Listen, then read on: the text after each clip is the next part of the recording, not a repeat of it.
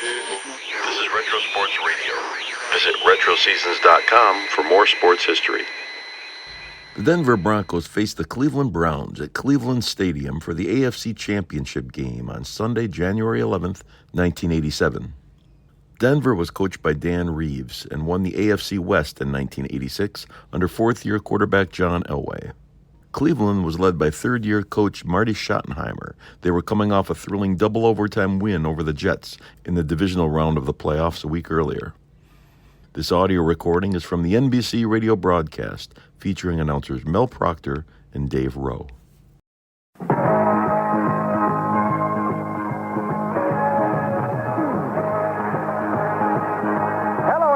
Mel Proctor along with Dave Rowe speaking to you from Cleveland Stadium in Cleveland, Ohio on a cold, windy afternoon. Temperatures in the 30s, the wind blowing out of the northwest at 17 miles per hour.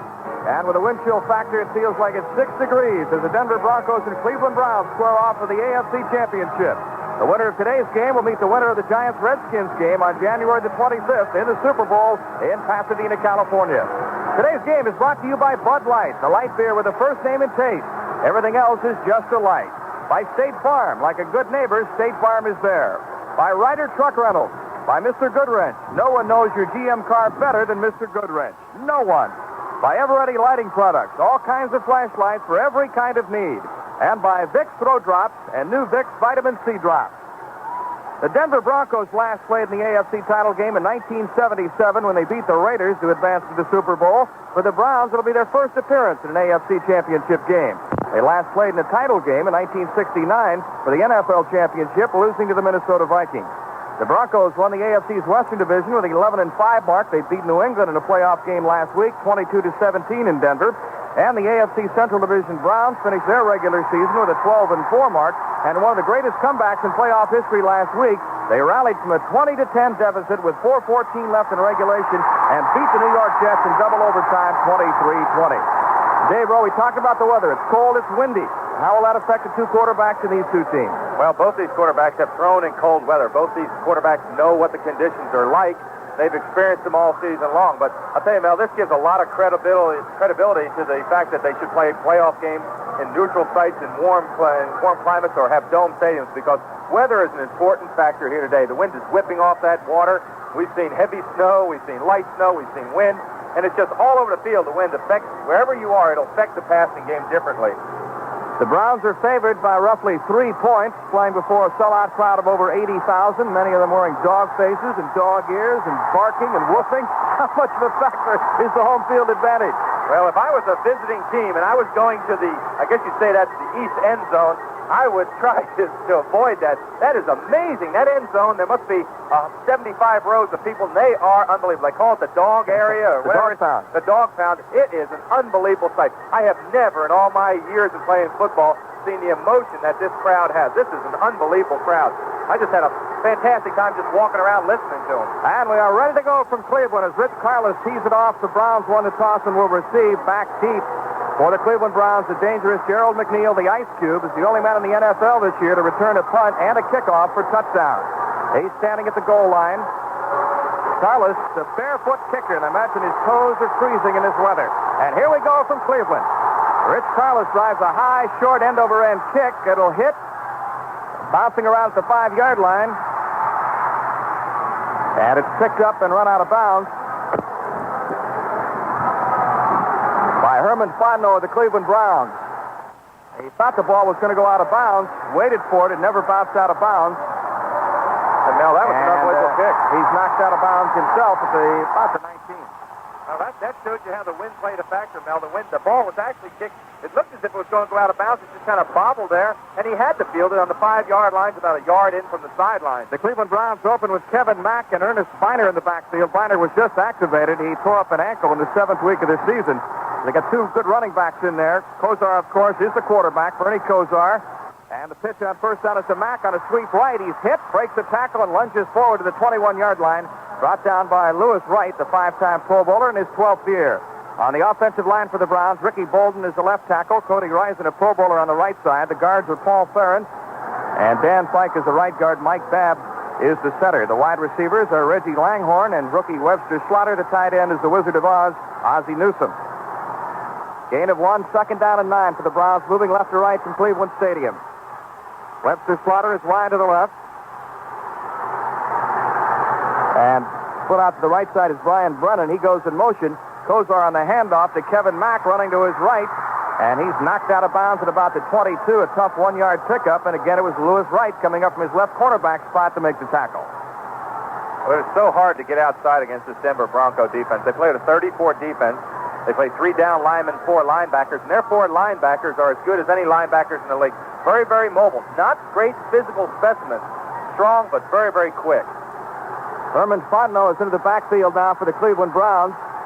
Langhorne is put out wide to the right. Brennan is wide to the left. Fontenot, a good receiver, is the lone setback. 3rd and 8 for Bernie Kosar. He takes the snap, drops back to throw, getting some pressure. Now running to his right, throws on the run. It's almost picked off. Randy Robbins nearly had it, and he would have been in for a touchdown if he'd caught it, but it's incomplete. And it was Robbins who picked off a pass and ran it in 62 yards for a touchdown the last time these teams met in 1984. And he really should have had that ball. He stepped right in front of the receiver. He was on the run. Kosar just started to step up in the pocket. The last minute, just winged the ball there. He never picked up the secondary reaction to it, and they really dodged the bullet on that play. So Cleveland is unable to move on their first possession. Jeff Gossett is into punt. He has never had a punt blocked in his NFL career. Gerald Willhite is standing back at the Denver 39 awaiting the kick. And it's a poor, wobbly kick hitting at midfield. It takes a Cleveland bounce inside the Denver 45, and it will be down at the 42-yard line. So the Broncos will have excellent field position. Major Everett, the special team star down there to down it, got a good roll on a 37-yard punt. So the Broncos begin this drive from the Denver 42. John Elway is the quarterback. The running backs are Sammy Winder and Gerald Willhite. The wide receivers, Vance Johnson, who caught a touchdown pass last week against New England, and Steve Watson. Orson Mobley is the tight end, although they have activated Clarence Kay, who spent the last 4 weeks in a drug rehabilitation program.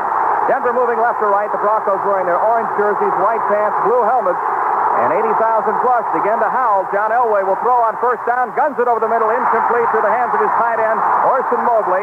Eddie Johnson back in coverage. There was some questions of whether he would start. He's banged up with a bad knee and a bad ankle, but he is in the starting lineup. Yeah, he has a big job in front of him. He is outsized a lot by Orson Mobley. The tight end is 6'6". Eddie Johnson is going 6'1". There's a big matchup difference there in height. He's got his hands full today trying to cover Orson Mobley. Steve Watson splits out wide to the right. Vance Johnson slotted on the right side. Tight end Mobley is in motion left to right. Elway back to throw, getting some pressure, retreating. A screen pass incomplete, and there's a penalty marker down. He tried to hit Sammy Winder, but the screen never materialized, and Elway was getting a lot of pressure. It looks like it's going to be defensive holding way downfield. It must have happened 20 yards from the play. It was on the entire opposite side of the field. It's against Denver. By the way, the referee today is Chuck Heberling. The umpire is Gordon Wells. The head linesman is Ed Marion. The line judge, Bill Reynolds. The back judge, Ben Tompkins. Gary Lane is the side judge. The field judge is Johnny Greer. And Jim Tunney is the alternate. And that was an interesting call. That was against Orson Mobley. He was on this side of the field, the near side of the field. The penalty was a screen play. To the other side of the field, they called Mobley for downfield blocking while the pass was being thrown in as pass interference. Sam Clancy, a pass rushing specialist, checks in for Cleveland. It'll be second down and 10 now for the Broncos following the penalty from the 32-yard line. Offensive pass interference, number 80, number 89. A penalty will be declined. Third down. So they declined the penalty. It was against Orson Mobley. Third down and 10. No, second down. Well, they haven't moved the sticks. I thought we heard the referee say it was going to be third down. It'd be third down about almost 20 yards. The down marker still indicates second down. Scoreboard reads third down. And it's beginning to snow again. The wind really whipping off Lake Erie. A strange sight here at Cleveland Stadium. And one of the strangest was a sailboat out on Lake Erie before the game. It said on the sail, it said, "Go Brown." Oh, I couldn't believe coming over here, too. We passed the car, and a guy was driving, had a football helmet on as he was driving down. I think, I don't know what they're doing. We're having a conference here with the officials, and now they're deciding, I think they're going to decide whether to take the penalty or not. They may change their mind on that. Offensive pass interference on number 89. The penalty will be accepted. It's second down. So they will accept the penalty on pass interference, and it'll be second down. Second down from the 32-yard line. Will be second and 20 now. John Elway will go from the shotgun. Steve Watson is in motion. And the crowd really getting loud. Elway retreating to throw, getting pressure from the right side, stepped up in the pocket, now going to run across the 30, trying to get out of bounds, and he's chased out the 33-yard line by Chip Banks, the Pro Bowl linebacker, who's been a Pro Bowler for the last 5 seasons, making it again this year. And Mel, coming into this game, one of the big questions was going to be the mobility of John Elway, whether that ankle that he sprained so severely last week would work for him, whether he would be hobbled. That time he showed he's got the mobility. He ran probably 25 yards. The Browns will go with 6 defensive backs as Mark Harper and Felix Wright check into the game. Third down and 18 for Denver on a windy afternoon from Cleveland.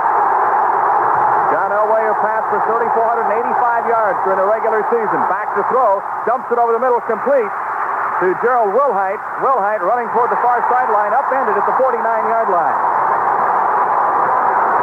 2 of the Browns knocking him out of bounds. Ray Ellis and Chip Banks combining on the tackle. And now the wind and the snow are really beginning to pick up.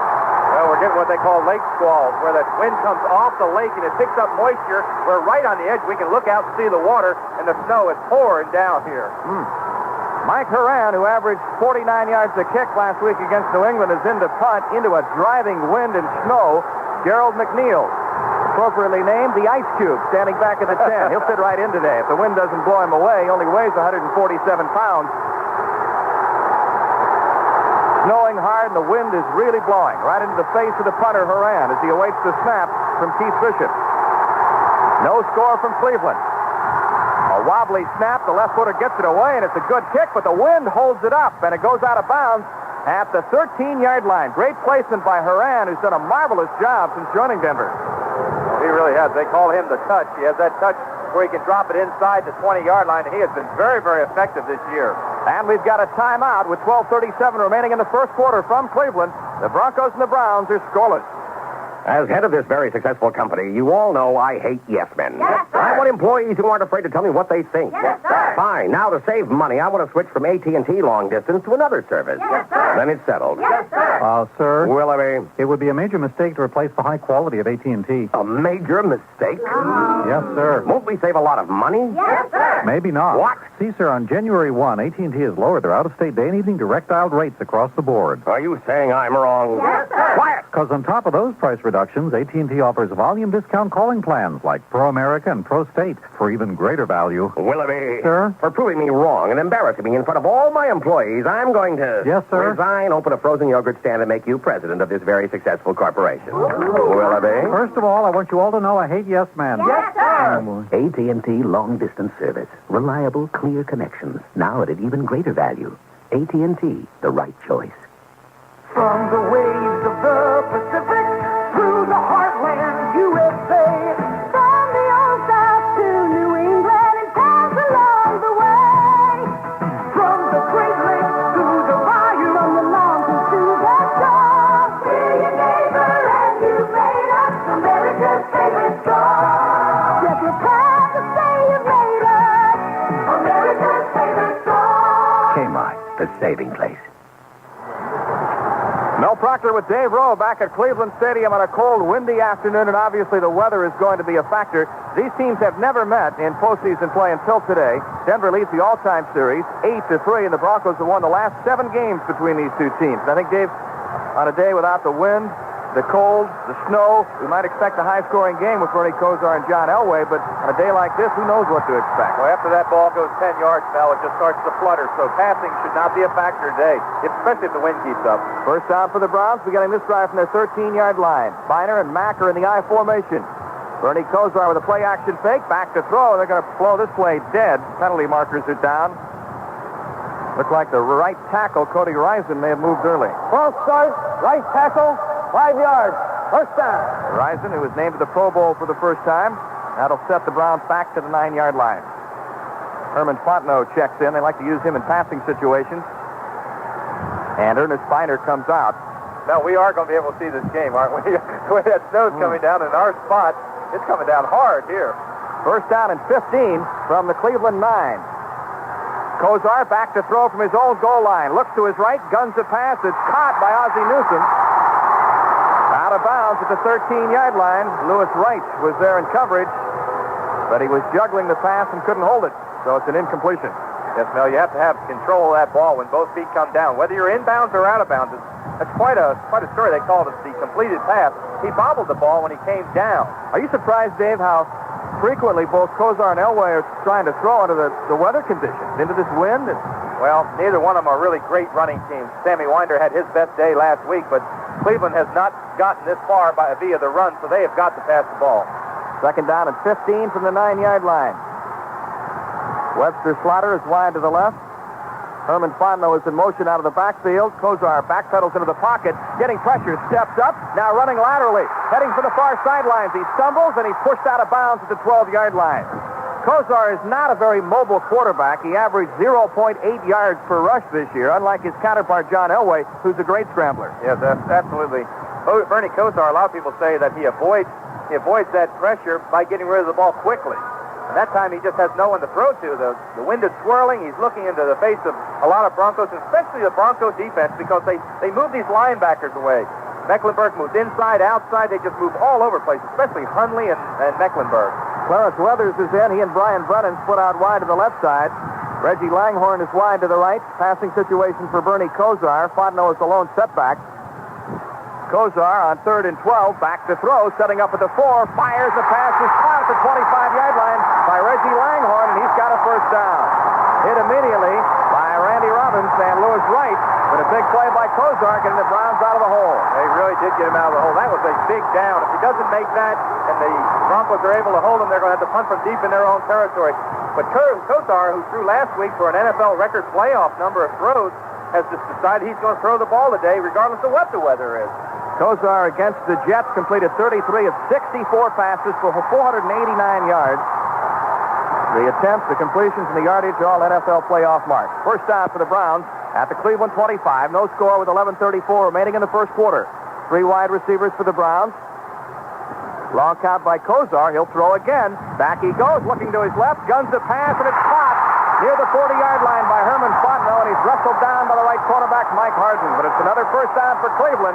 Kosar amazingly throwing with the wind gusting the way it is. Well, it really helps that this lineman, too, Mel, give him that lane to throw in. He's not particularly that tall a quarterback, so he needs that lane to throw in.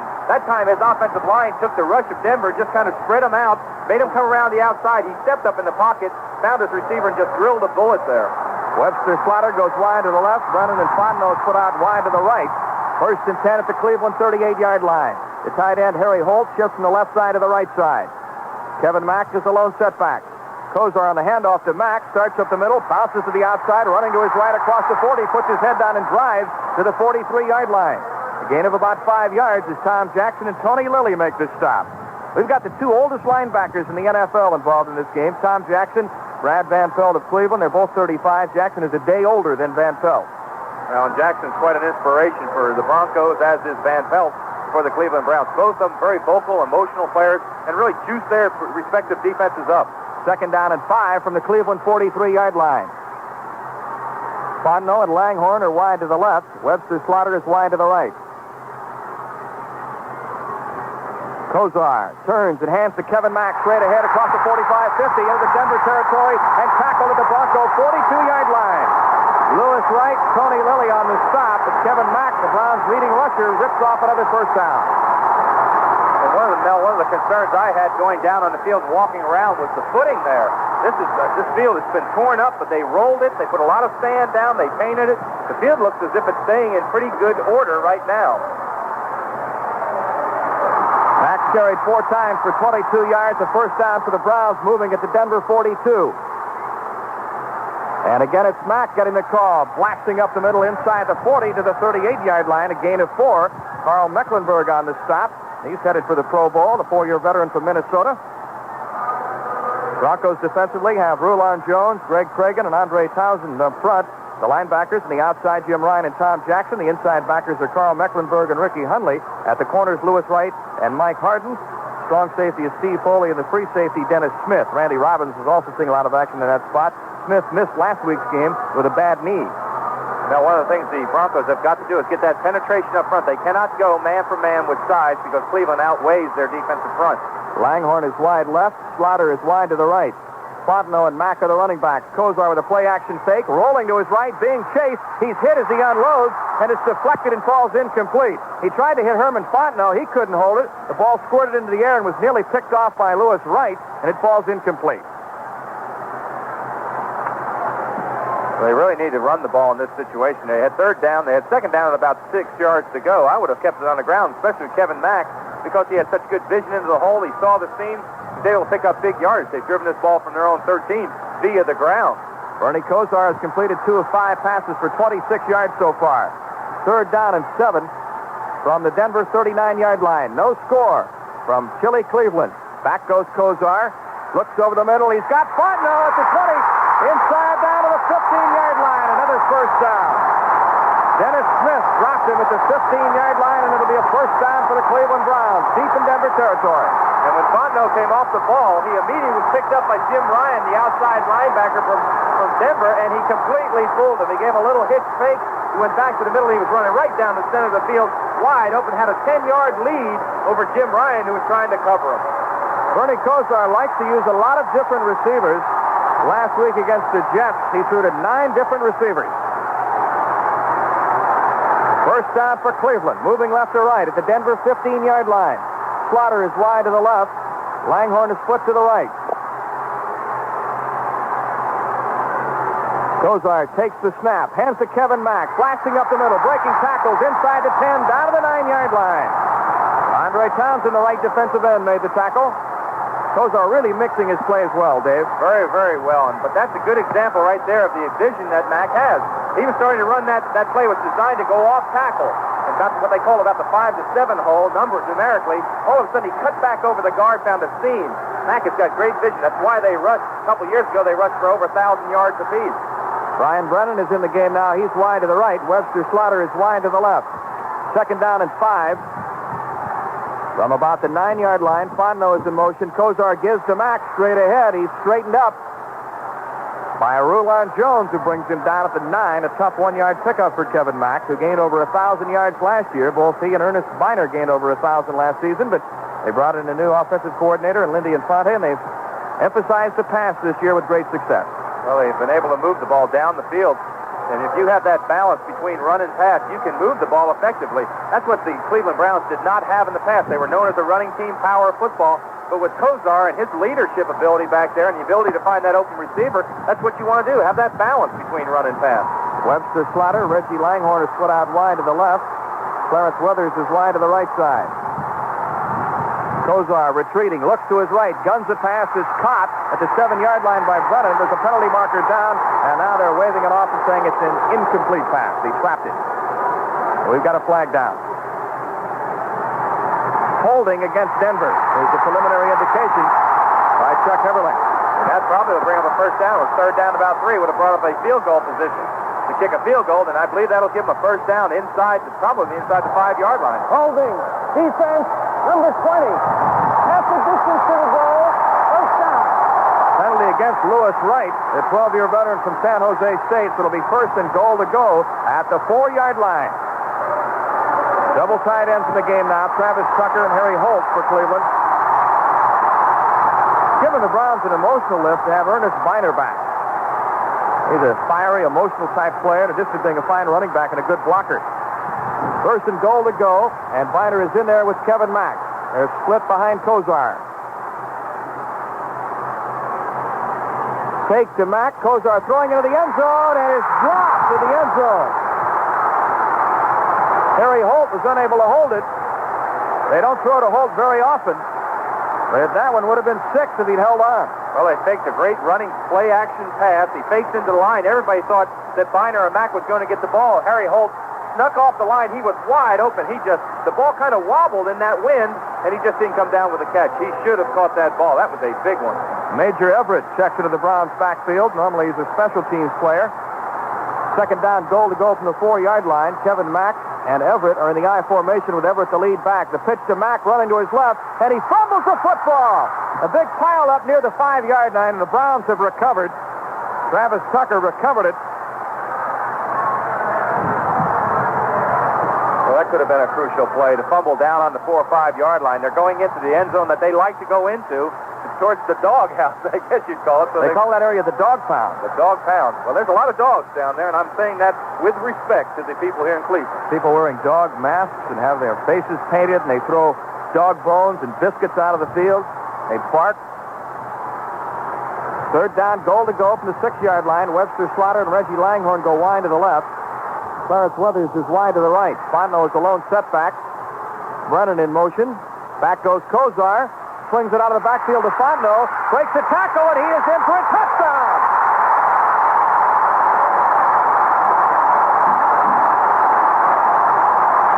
Herman Fontenot was hit at the 5-yard line by the strong safety, Tony Lilly. Broke the tackle and took it in for a touchdown. The Browns have the lead. As Fontenot came out of the backfield, he's swinging one-on-one with the coverage. Lilly kind of slipped a little bit, tried to dive at his leg. He hit Fontenot, but Fontenot was able to jump over top of him and go in for a score. Jeff Gossett will hold for Mark Moseley, who was the hero last week, kicking a field goal in the second overtime to give the Browns the win over the Jets. It's 6-0 Cleveland, and they're howling in the dog pound. And this is the culmination of an 87-yard drive in this kind of weather, Mel. That's tremendous. Ball is spotted down by Gossett. Mosley's kick is good. And with 5 minutes, 19 seconds remaining in the first quarter in this AFC Championship game from Cleveland, it's the Browns 7 and the Broncos nothing. The right parts. Mr. Goodranch has the right replacement parts for your General Motors car. Parts that fit. Engineered for your car by people who designed your car.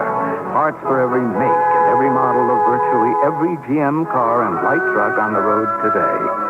So keep that great GM feeling with genuine GM parts. And Mr. Goodranch, no one knows your GM car better. No one.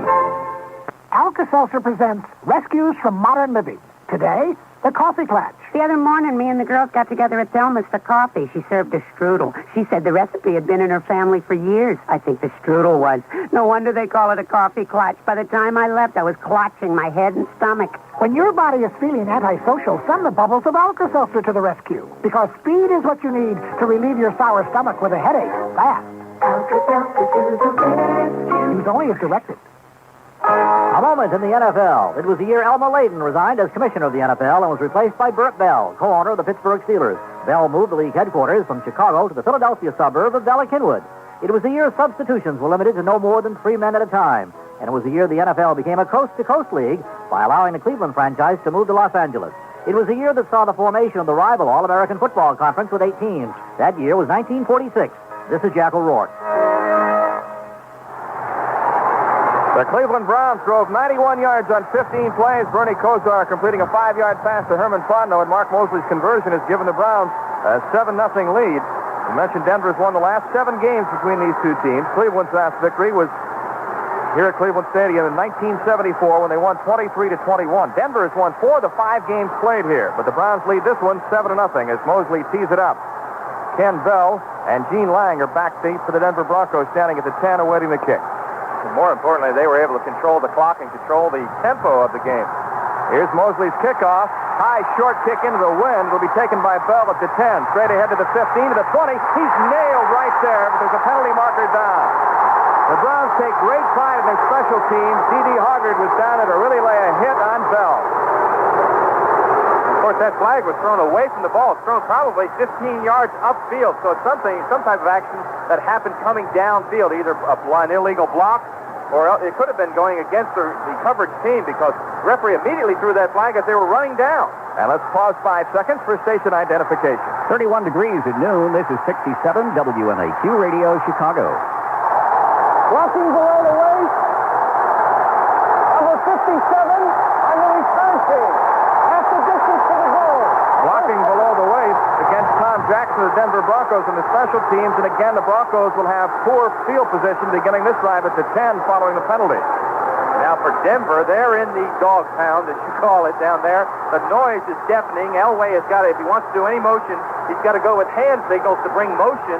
He's got his work cut out for him coming out of that end zone. Vance Johnson goes wide to the right. Steve Toole was put out wide to the left.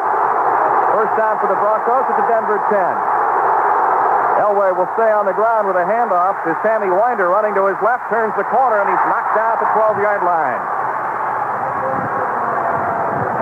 And for Dixon, the Pro Bowl cornerback, making the stop for the Cleveland Browns. He's the young man who dubbed the Browns defense the Dogs.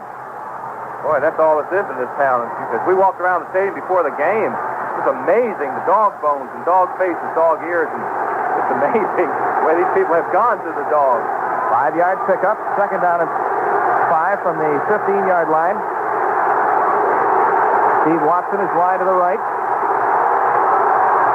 Lone setback is Sammy Winder. Mobley, the tight end, is in motion. Play action fake to Winder. Elway with time, guns it over the middle, and the pass is caught by Steve Watson, and he is really tagged at the 29-yard line. Chris Rockins, a big hitter, is the man who stuck him, but it's a first down for Denver. And for Steve Watson, he is the culmination of, he's in the twilight of his career, 9 years, he's coming 9 years. The thing that's so interesting about him, he was a free agent, came out of Temple University in Philadelphia. Nobody, you never hear a big-time wide receiver coming out of Temple University. Came out there, and he has never missed a game since 1979. First down for the Broncos, moving right to left from the Denver 30. Cleveland leads 7-0. Willhite is back in the backfield along with Sammy Winder. Handoff to Winder straight ahead, grinding it out to the 35-yard line where Clay Matthews makes the stop. Defensively for Cleveland, they have Reggie Camp, Bob Golick, and Carl Hairston up front. 4 outstanding linebackers, Chip Banks and Clay Matthews, Eddie Johnson and Anthony Griggs at the corners, maybe 2 of the best in man-to-man coverage in the NFL. Frank Minifield and Hanford Dixon. The strong safety is Ray Ellis, and the free safety is Chris Rockins, who replaced the late Don Rogers. Second down and 4 for Denver from the Broncos 36.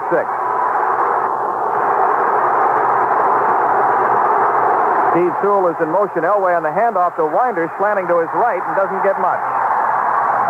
Stopped at the line of scrimmage by Chip Banks, a 5-year veteran from USC. Now, as I look down the field, one of the first things I noticed was the split of the Denver Broncos. Their 2 guards are splitting out. Normal split between the linemen is about 2 feet at guard center, about a foot and a half at guard center, then 2 feet between the guard and the tackle, and of course the end splits out. Denver is splitting Bishop, especially splitting about a yard wide, as is Mark Cooper on the other side. They really are splitting them wide, trying to open those inside lanes. The Broncos send Vance Johnson and Mark Jackson into the game. Third down and 2. The Browns with 6 defensive backs in there. Elway from the shotgun. Back he goes, retreating inside the 30, looks over the middle. He's got a man open and completes the pass to Vance Johnson. No one near him as he turned to make his cut. He apparently slipped. Now a little scuffle breaks out between Keith Bishop of the Denver Broncos and a couple of the Browns. Johnson might have been able to pick up some additional yardage, but as he turned to run upfield, he lost his footing. And we were down on the field before the game, and there are some slippery areas. Well, a lot of it is sand. What they do when they repair dugout areas, they put sand down. Procedure penalty coming up against Denver. I see the flag. It's way over here on the sideline. And the Broncos are upset. Elway, along with Dave Sutter, the left tackle, are protesting. Illegal kick, number 70. 5 yards, third down. Illegal shift called on Dave Sutter, the left tackle. Now that's an interesting call because Sutter was not in a 3-point stance. He didn't have his hand down on the line. He was standing up. He did move, but that movement didn't draw anybody off sides, but they called that an illegal shift. Penalty cost the Broncos a first down. Instead of having a first down, it'll be 3rd and 7 from the 33. Vance Johnson is wide to the right. Steve Watson put out to the left side. Shotgun for Elway. Back he goes, getting some pressure. Hurries the pass over the middle, and it's incomplete at midfield. Reggie Camp dropped John Elway in the backfield just as he got rid of it. He was trying to hit Gerald Willhite, but there was no way he could complete that pass. Now, they had a twist on up in the middle where the linemen exchanged responsibilities. The 2 tackles came inside, and Camp came around him on a twist, and Elway was looking right down the face of Reggie Camp. Boy, he just barely got that ball off before. And when he got hit and probably flew back about 5 yards after the contact. Mike Horan is in to punt. Cleveland leading 7-0 with 1:44 remaining in the first quarter. Gerald McNeil standing at the Browns 25, bouncing up and down, trying to stay warm, wearing gloves on both hands. Horan takes the snap, gets it away. Another good kick, a driving spiral taken by McNeil at the 20, running to his right across the 25, 30, 35, and trips up at the 37. He fumbles the football, and let's see who's got it. It's like the Browns have recovered, and they have. Moran doing another magnificent job, a 47-yard kick into the wind. Oh, the low driving kick is the kind of kick that you want to return. And in Gerald McNeil, and just his exuberance to get in there, he dove and just about lost the ball. And we've got a timeout with 1:33 remaining in the first quarter. The Cleveland Browns leading the Denver Broncos 7-0. Bartender. Hey, coming at you on the night side, serving up cold ones in the heart of the nitty-gritty city. Ex-DJ, huh? Yeah, it's all the rock and roller. Light beer, please. Hey, you pick it, I'll pour it. All light beers are the same. Oh, contraire, mi amigo. Bud Light's the light beer with the first name and taste. Okay, Bud Light then. And now, by request, Bud Light. ask for Bud Light, because everything else is just a light. Bartender, another Bud Light. Hey, I'm out of here, but take it away, something to start. Hey, Friday night, date night, me and the Brew Crew's living Bud Light. Anheuser-Busch, St. Louis, Missouri. Mel Proctor with Dave Rowe back in Cleveland with the Browns lead 7-0, and this is the NFL on NBC. 3, 2, 1, liftoff. You are now entering space, office space crafted by D&L. First stop, the reception area designed by D&L to welcome your clients and customers. Make them comfortable. Next stop, the general office area, crafted by D&L with open office systems and landscape ideas that are out of this world. Then past the corporate offices designed by D&L for leadership and hard work. On to the conference room, created to stimulate meetings of the mind. To the computer room. For those who command the technology, you have entered space, office space crafted by D&L. Ideas in space crafted by D&L.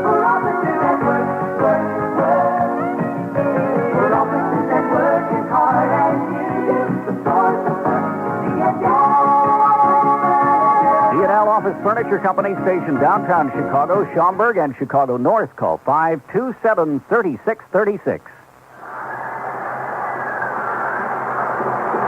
Mel Proctor with Dave Rowe back at Cleveland Stadium where the Browns lead the Broncos 7-0 in this AFC Championship game with 1:33 remaining in the first quarter.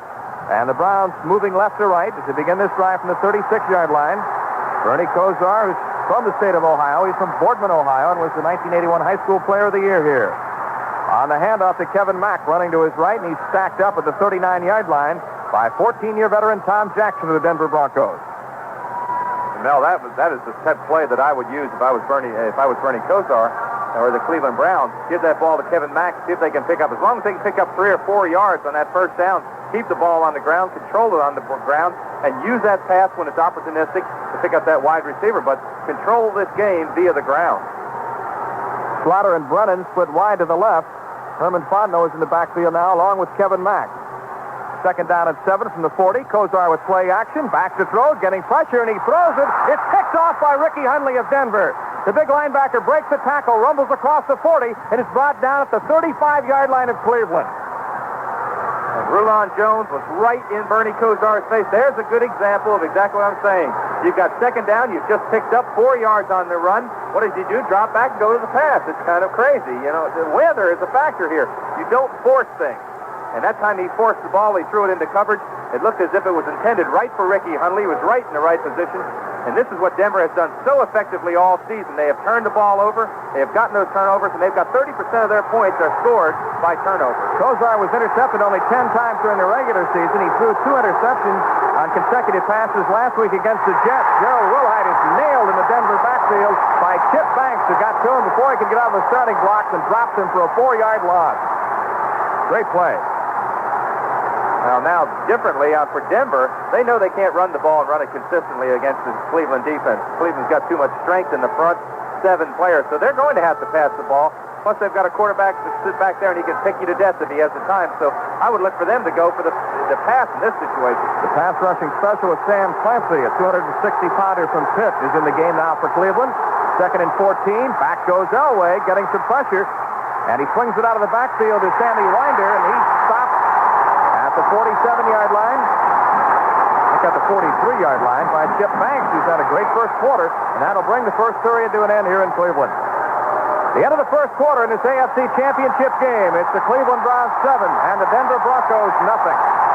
This is Maury Levy, editor of Video Review Magazine, and we're here with Don Kobus of Samsung Electronics. Where are things headed in general now? We keep hearing so much about the yen versus the dollar, and how does that affect the yuan and the way Samsung will be selling? Well, the target of the yen-dollar situation was, in fact, the yen. And as a result, the price of Japanese goods will continue to rise. In the case of the one, we're not as much affected by the program. In many cases, our prices didn't go up much at all, or, in fact, remained the same. So depending on a product-by-product basis, you're likely to find Korean products to be still a great value. We're finding that more and more retailers are selecting Samsung to be a part of the product lines that they offer their customers. The nice part about it is you can, too. For your nearest Samsung dealer, dial 1-800-255-2550. Look for Samsung, affordable electronics. You want service, and State Farm is there. This is the number we call for service on our car insurance? No, that's for homeowners. You know, we ought to have a State Farm agent. State Farm? Yeah, then we know who to call for everything. Auto, home, life, or health. People know State Farm agents will be there when they need help. That's what makes State Farm Insurance such a value. Service. And like a good neighbor that you can't put a price on. Mel Proctor with Dave Rowe back at Cleveland Stadium where the Browns lead the Denver Broncos 7-0 as we begin the second quarter. The Browns entered this game on a roll. They've won 6 in a row, 9 of their last 10, and 12 of their last 14. The Broncos, on the other hand, have gone 2-2 over the last 4 games. And over their last 9 games, it's been a familiar pattern. Win 1, lose 1, win 1, lose 1. And they have not won consecutive games since the 8th and 9th weeks of the regular season. And if that holds true, of course, today they would be up for a losing choice today. Bronco coach Dan Reeves said he felt it was important to score first here to silence this big crowd, but the Browns got on the board first. 3rd and 16 for the Denver Broncos at the Cleveland 42-yard line. John Elway from the shotgun with 4 wide receivers being chased, running to his right, stops, being chased again, breaks the tackle, now firing across the grain on the run. It's fluttering in the wind, and the pass is caught at the 35-yard line by Vance Johnson, who had to run about 15 yards coming back to the ball to catch it. That was an amazing play by Vance Johnson and by John Elway. Picture this, fans. He's rolling to his right. He's almost out of bounds. He avoids 2 tackles. At the last second, he sees Vance Johnson all the way across the field. He throws about 50 yards. Now, we're having a few words on the field right now. Gerald Willhite is getting into it with Hanford Dixon of Cleveland. But he threw that ball, probably just quickly flipped it about 50 yards across, probably about 40 yards across the field. You said Vance Johnson had to come back 15 yards to catch it. Elway ran 30, Johnson ran 15, and the total yardage gained is 7 yards. So it'll be 4th down. 4th and 10 from the 36. Again, the shotgun. Now, Elway punted out of this position last week. He's going to do it again. Quick kick by Elway. The ball lands at the 15, takes a Cleveland bounce, heading toward the sidelines, and it's out of bounds at the 16-yard line. That's what he did last week. He sets up in a shotgun formation. Just before the snap, he takes about 3 steps back, takes the ball and just punches it over the head. This week it worked. They're inside the 20. And we've got a timeout with Cleveland leading Denver 7-0 and 13:55 remaining in the second quarter. Next. The doctor will see you now, Miss Graves, in his car. Delco Electronics, case history number 85. That's a CM car with the Delco Bose music system. Ah, Miss Grape, if you just want to slip into this examination gown, make yourself comfortable in the passenger seat, and tell me what's bothering you. Where's your doctor's certificate? Please fasten your seatbelt. Where are we going? With Bose to design the ultimate automotive music system for select GM cars. We have more patience, Doctor. Well, I know we have more patience, but I like to take care like Delco Bose does. Now, open your ears and say ah. What? No, ah. Ah. Thanks. Ah. A warning. When you hear a Delco music system, you'll love it too much to leave it. Must be something wrong with you. Baking, Doctor. Just a few more hours, and I think I'll just be fine. Well, I'll tell you what, why don't I put you in the trunk? Delco Bose sounds so real, it will change how you feel about driving. Sports question. What TV commentator and ex-Ram played in 11 Pro Bowl games? Do-it-yourself question. Who can help you do any decorating job better? For questions about decorating, Sherwin-Williams has the answers. And for paint, wall coverings, floor coverings, window treatments, Sherwin-Williams has the quality. So for questions about Merlin Olsen, check a sports almanac. But for decorating, Sherwin-Williams. The Cleveland Browns lead the Denver Broncos 7-0. Cleveland scoring on a 5-yard pass from Bernie Kosar to Herman Fontenot at the 7:18 mark of the first quarter. Cleveland now will start this drive from the 17-yard line. Difficult to get a reading on the wind. It swirls, it changes directions, but it's blowing hard no matter which way it's blowing, making it very difficult for both quarterbacks. Kosar awaiting the snap from center. Turns and hands to Kevin Mack, running to his left, and he is wrestled down near the 18-yard line by Ken Woodard. And I'm sure that when Bernie Kosar and his young inexperienced position, went to the sideline. Marty Schottenheimer said, hey, listen, we're moving the ball on the ground. Be able to just keep it on the ground. As long as we pick up 3, 4, 5 yards on first down, it brings up 2nd and 4, run it again. Kevin Mack has carried 10 times for 37 yards. It's 2nd and 7 for the Browns. At the 19-yard line, Brennan is wide to the right. Back goes Kosar. Good protection. Looks to the right. Throws. The pass is caught by Brennan, who dances out of bounds at the 27-yard line. Brian Brennan, compared to Steve Largent of Seattle, neither has great speed. Both run precise pass routes, have good hands, possession receiver, and he gives the Browns a first down. Well, he has very soft hands. He looks the ball in very, very well when he catches the ball, and that's a trademark that Largent has done for so many years. He looks the ball all the way into his hands. Never does he make that mistake trying to run before he catches the ball. Ozzie Newsome splits out wide to the right, along with Reggie Langhorne. Webster Slaughter to the near side, along with Herman Fontenot. Kosar with a straight drop, again with time. Pumps, looks over the middle, lofts the pass. It's picked off by Jim Ryan of Denver. Down the far sideline to the 30, 25, 20, 15, 10. Knocked out of bounds at the 8-yard line. Cody Rison knocked him out of bounds, or he would have scored for the Denver Broncos. And this stuns this crowd of 80,000 here. Kosar's just making a couple of mistakes. That time he's under a lot of pressure. The Broncos know that he's not a real mobile quarterback, so they're trying to get pressure up the gut in his face. Kosar brought the ball down, looked like he was going to run. Last second, he just flipped it out there, and Ryan was standing right in front of his receiver, took the ball, put it under his arm, and ran down the sideline. Ryan did not have an interception during the regular season. He's an 8-year veteran from William & Mary who began his Denver career on the special teams. First and goal to go for the Broncos, following an interception by Jim Ryan.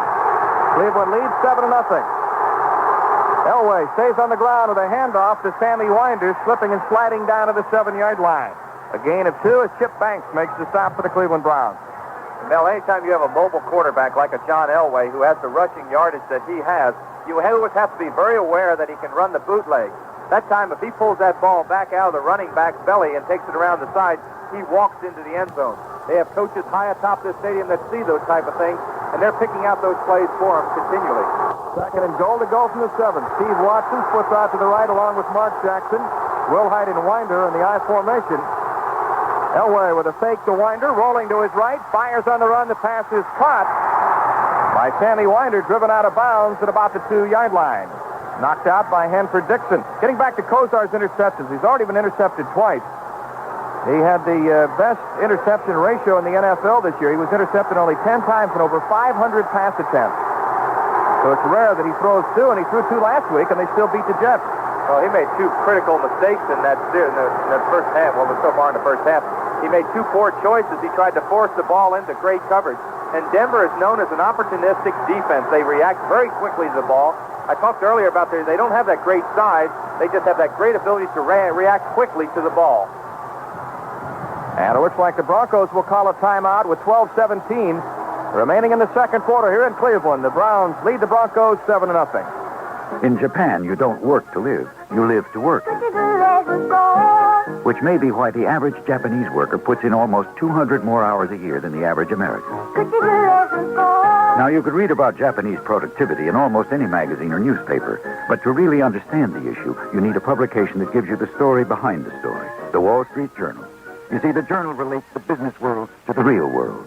For example, if you'd read on, you would have learned that high Japanese productivity is causing trade conflicts with the West, and that the Japanese government has actually formed an agency, the Leisure Development Center, to find ways to get Japanese workers to take more time off. Will it work?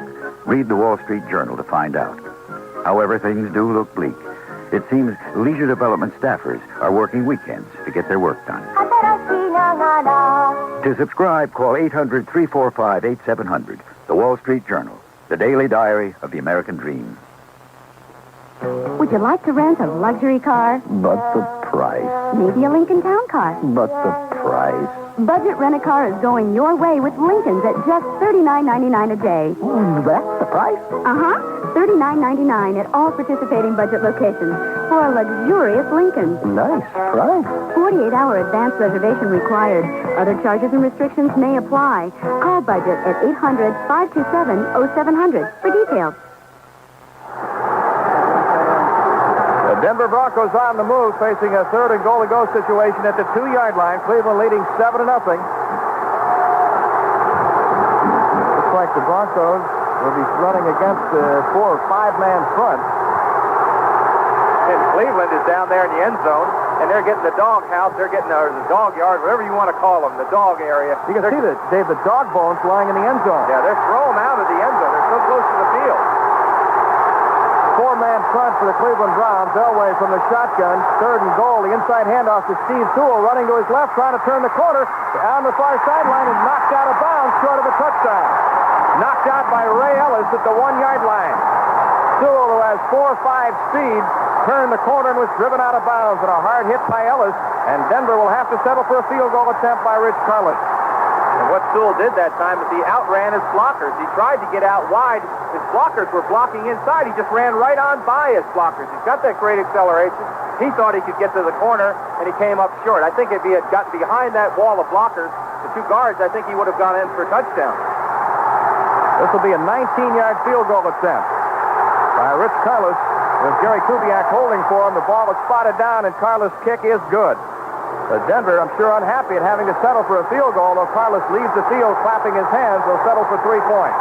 And with 12:07 remaining in the second quarter, it's now Cleveland 7 and Denver 3. Let's see, 15 blouses, 40 shirts, 25 towels. I'll do 2 loads now, 2 in 2 hours, 2 tomorrow. Washer and dryer overloaded? Get a Kenmore large capacity washer for just $299.99. Dryer $249.99. At Sears National Home Appliance Spectacular now. Both have permanent press cycles. Both are Kenmore, America's best sellers. Buy both and save $70. Don't miss Sears National Home Appliance Spectacular. There's more for your life at Sears. There are dog bones all over the field. In fact, there are enough to feed my Airedale for a year. This is the NFL on NBC. Now I'm a believer. Got a train. No doubt in my mind. Feeling is believing at your local Chrysler Plymouth dealer. The deals he's making right now will leave no doubt in your mind about where to go for a new car. From the economical America to the luxurious New Yorker. From the hot new Sundance to the top-performing GTS.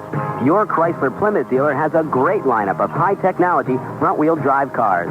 And his exclusive 5-year or 50,000-mile protection plan is something you can really believe in. So, for great deals on great new cars, see your local Chrysler Plymouth dealer today. He's ready to make you a believer. Now I'm a believer. I'm a believer. I'm a believer, yeah. I'm a believer, yeah. I'm a believer.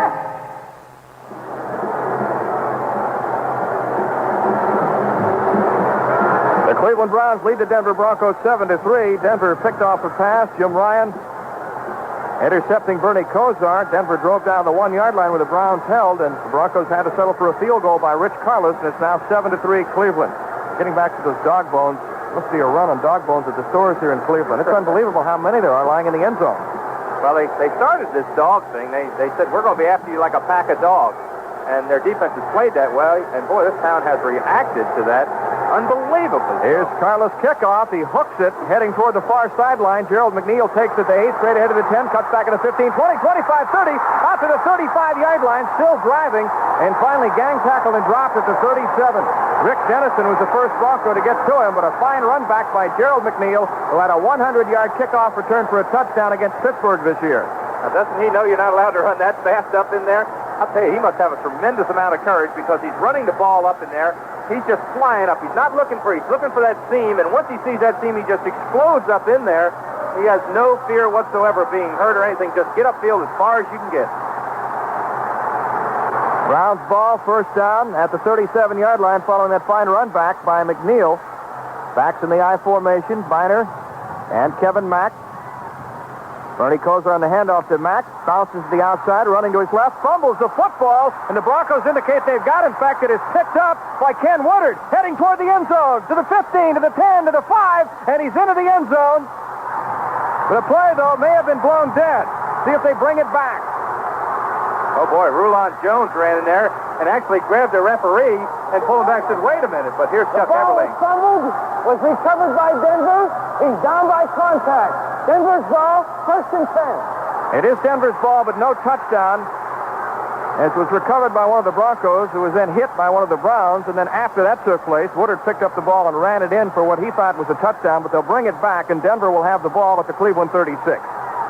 Well, they had the instant replay to review it, and they may review it, but I didn't see any contact on the play. The ball kind of squirted out 2 or 3 times, and I did not see the contact on the play. Of course, they have the instant replay here in this championship game, as they do in all the NFL games, and they may go ahead and review it, but the ball came out as soon as he got hit, as soon as he took the handoff. It's so important where placement is. The ball was bobbled. It never got to his stomach where you take the ball. They picked it up, and I just didn't see any contact at all. Well, Woodard picked it up, rolled over, and got to his feet. He kind of collided with one of the Browns as he was in the process of picking the ball up, but the Browns player never really tackled him. You know, Mel, that instant replay, I think we're having a ruling now. You might have After to replay, look. The ball was fumbled, recovered by Denver, down by contact. First ball, first down, Denver. So the play stands. Well, I was going to make just a quick mention. There were 374 instant replay viewings this year in the NFL. There were only 38 decisions to reverse the referee's call. First down for the Broncos at the Cleveland 37-yard line. Steve Sewell was in the backfield along with Gerald Willhite. Elway on a fake reverse, now straightens up to throw, wants to go deep, can't find a man open, running across the 40, 35, 30, 25, 20, 15, 10, 5, and out of bounds at about the 3-yard line. They faked the reverse. Elway wanted to throw deep, couldn't find anyone, and nearly scrambled for a touchdown. He's out of bounds at the 3. That's what he does so well. Quite a lot of questions this week after he severely sprained his ankle. And what does he do? He runs such a long distance, but I think Gerald Willhite might have gotten hurt on the play. He hurt his shoulder last week, had a slight separation. He's in obvious pain on the far sideline. So Elway, who ran for a touchdown last week against New England, runs it down to the 3-yard line, will be first and goal to go, and Willhite is quite obviously in a lot of pain as he leaves the field. The Broncos now have Gene Lang in the backfield replacing Willhite. They shift into the I formation, first and goal to go from the 3, double tight end. Handoff straight ahead is Lang, who's hit and stopped short of the end zone. Gene Lang, who had a big game last week against the Patriots after Willhite got hurt. He carried 11 times for 44 yards against New England. Well, I was surprised to see Willhite start after suffering a shoulder separation last week, but he came back and started this game, obviously in a lot of pain, and he is on the sideline. I don't think we'll see him again unless something happens to Gene Lang. Second down, goal to go at the 1-yard line. Steve Sewell lines up as a wingback on the right side. Elway on the handoff to Winder over the top, and he can't get into the end zone, stacked up by the middle of that Cleveland defensive line, and they are howling in the dog pound again. Well, they tried to go right over top of the middle. The linebackers, what you do in that defense, you try to get your linemen, try to get penetration, make a pile. Then the back tries to jump over top of the pile, and those linebackers are sitting back there. Chip Banks and Matthews, Griggs, and Johnson, they're sitting back there waiting to see where the guy tries to jump, and then they just smash into him. I would look, probably Denver's going to try to go wide on this play because they have been unsuccessful up the middle. On their last drive, they had to settle for a field goal. It's third and goal to go from the 1-yard line. Sewell is a wingback on the left side. He comes in motion. Elway with a play-action fake, looking into the end zone in trouble. He throws as he's hit, and it's incomplete. He tried to hit Steve Sewell in the end zone, but Clay Matthews was draped all over Elway as he threw the pass. And it'll bring up a 4th down situation, and let's see what Dan Reeves will do here. Well, he almost has to go for a touchdown in this situation. 3 points is not going to help you. You'll still be down. If he doesn't make the touchdown, he at least has Cleveland backed up to their own 1-yard line. I think he's going to go for it. Oh, boy, and here comes Willhite. Can you imagine that? That tells you the importance of a game. Gerald Willhite is back in the game. He was the Broncos' leading receiver this year with 64 catches. 4th down, goal to go from the 1 as this big crowd of over 80,000 reacts to John Elway. Sewell is in motion. Elway takes the snap on the pitch to Willhite, running right, dives and is into the end zone for a touchdown. What a play by Willhite. What a play by Willhite. He saw that end zone as just as he planted that right foot, he started to leap. He was hit in midair by Chris Rockins. He just kind of twisted his way, and when he came down, he had the ball stretched out, and it came down in the end zone for a touchdown for the Denver Broncos. Willhite, who scored 8 touchdowns during the regular season, takes it in from 1 yard out, and Denver has the lead 9-7 as Rich Karlis is back in to kick with Gary Kubiak holding. Keith Bishop will center it. The Broncos regard him as the best kick snapper in the NFL. Kubiak spots it down, and Karlis' kick is good. So at 10:36 remaining in the second quarter, the Broncos have taken the lead 10-7. Well, one of the things Dan Reeves said is we've got to get this crowd out of the game. We've got to score early. They've scored on 2 turnovers, 2 big turnovers by Bernie Kosar. One, of course, one was the fumble, which wasn't actually his fault, but yet he did not get the ball into the Viner's belly in the proper position. But 2 big turnovers result in 10 points, and they have stunned this crowd. The crowd is now quiet.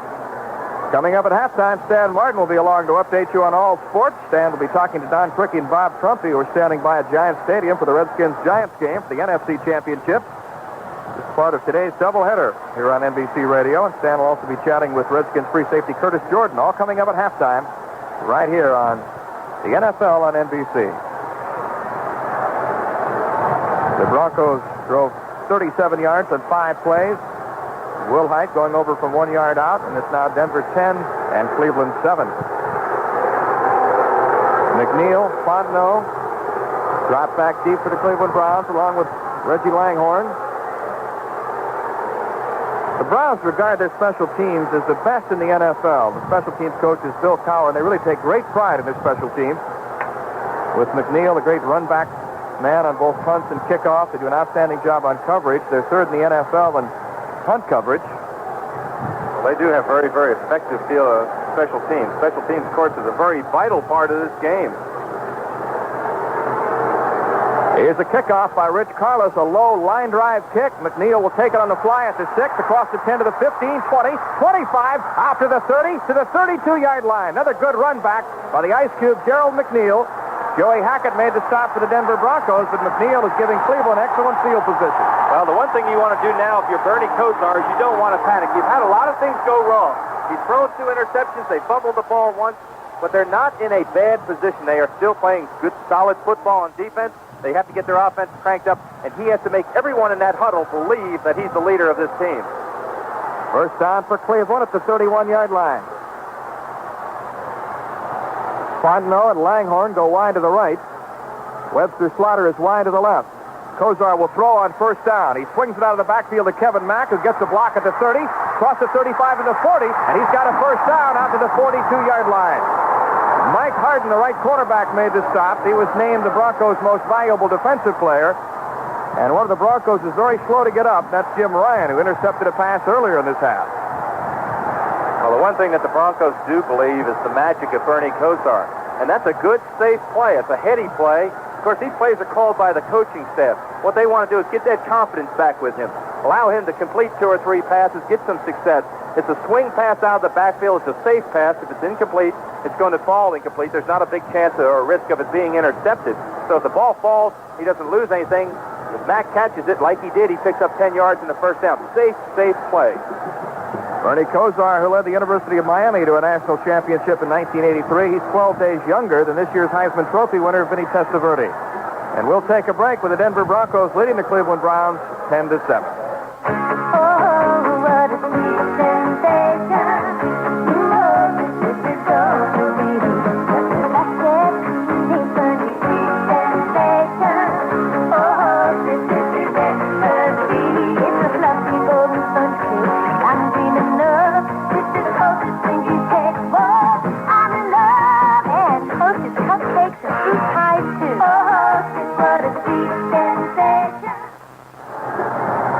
The injured Denver linebacker Jim Ryan is coming off the field. This is the NFL on NBC. The Business Shuffle with Chicago Bear Willie Gault. Hey, business fans, stop shuffling around. I got a tip for you in this world-class town. You want world-class performance and world-class speed? Then Cannon Equipment is what your business needs. Get this equipment at Ambassador, a showroom that has what you're looking for, like world-class copiers that's Canon fast, And PC copies you know will last. Of course, there's a Canon fax machine. It'll keep your office running lean and mean. But that's not all. There's a whole lot more, like the service you get from Ambassador. So shuffle on down, check the Canon line at Ambassador. You'll be in time. Get a color poster of Willie Golf. If you miss this offer, it's not my fault. In the Hancock Building and out in the Bird in Elk Grove Village where the word is heard. World-class speed, performance, and more. Catch Canon equipment at Ambassador. Call 228-5700. Then you'll see your office will run wonderfully. That's 228-5700.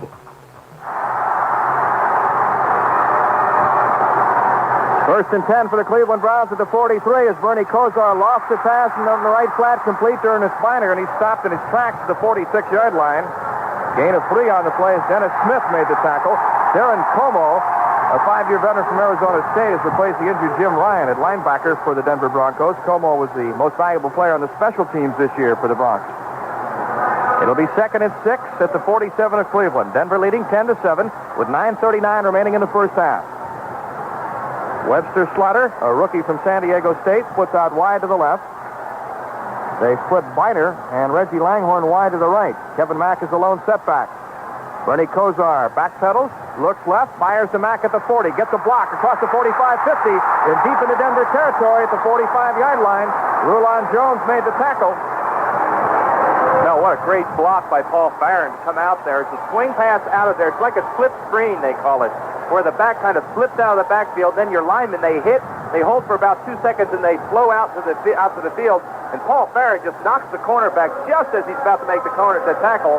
He hits, it was Darren Como he hit, and springs Mack free. Farron had been starting at left tackle. He's moved to left guard with Ricky Bolden returning to action. Bolden had been out of action for 9 games with a broken arm. Kosar on the handoff to Mack, running right. 2 Broncos nail him at the 45-yard line. Ricky Hundley was the first man to get to him. He led the Broncos in tackles this year with 164. Also got help from Darren Como. And it'll be 2nd and 10. No gain on the play. Now you have to look for second down and 10 now. They didn't make anything, so you're going to have to look for Bernie Kosar to probably go to the air again. He has not been very successful. 2nd down and 10 from the 45-yard line. Fontenot is wide to the left. And split out to the right side is Brennan. Long count by Kosar. Play action fake. Back to throw. Going long downfield, and it's incomplete at the 20-yard line. Intended for Webster Slaughter, but Randy Robbins broke up the pass. As a defensive team, you play strategy, you play statistics. Your strategy is dictated on the statistics of your opponent. They know that Bernie Kosar, when he gets in that 2nd down and 10 yards, there's very little chance that he's going to run the ball. So they were putting a hard pass rush, just throwing all caution to the wind on the run and guarding in the secondary, and they guessed right, the Denver Broncos, that is. And the term throwing caution to the wind certainly fits today. The wind is a factor, that's for sure. It is. Kosar has completed 6 of 14 passes for 85 yards and a touchdown, but he's been intercepted twice. He's back to throw on 3rd and 10. Guns it over the middle, and the pass is caught. Nope, incomplete. Tried to hit Webster Slaughter, got his hands on it, but couldn't hold it, and he gets up limping. He took a good stick from Dennis Smith. One of the things that Denver does so well is react in the secondary. Their 2 safeties, Foley and Smith, are standing back there, and they're looking at Kosar's eyes. They're reacting to that ball quickly, and they'd like to take the head off of Mr. Webster Slaughter when he came on that crossing pattern. That's a tough pass to catch. Jeff Gossett, who had 21 punts inside the 20-yard line, is back to kick for Cleveland. Gerald Willhite is standing at the Denver 10. Gossett kicks it straight up. It hangs up in the wind. Willhite will take it, and a fair catch at the 11-yard line. So again, poor field position for the Denver Broncos. That time they used the wind. Yes, they did. He punted the ball very, very high. The coverage was down there. As soon as they saw the fair catch signal, they went beyond him to stop it in case he let the ball bounce. He caught it on a 10-yard line. So Mr. Gossett, instead of having 21 now, has 22 inside the 20-yard line. That's a real test of a kicker, to get that ball down inside the 20-yard line with no return.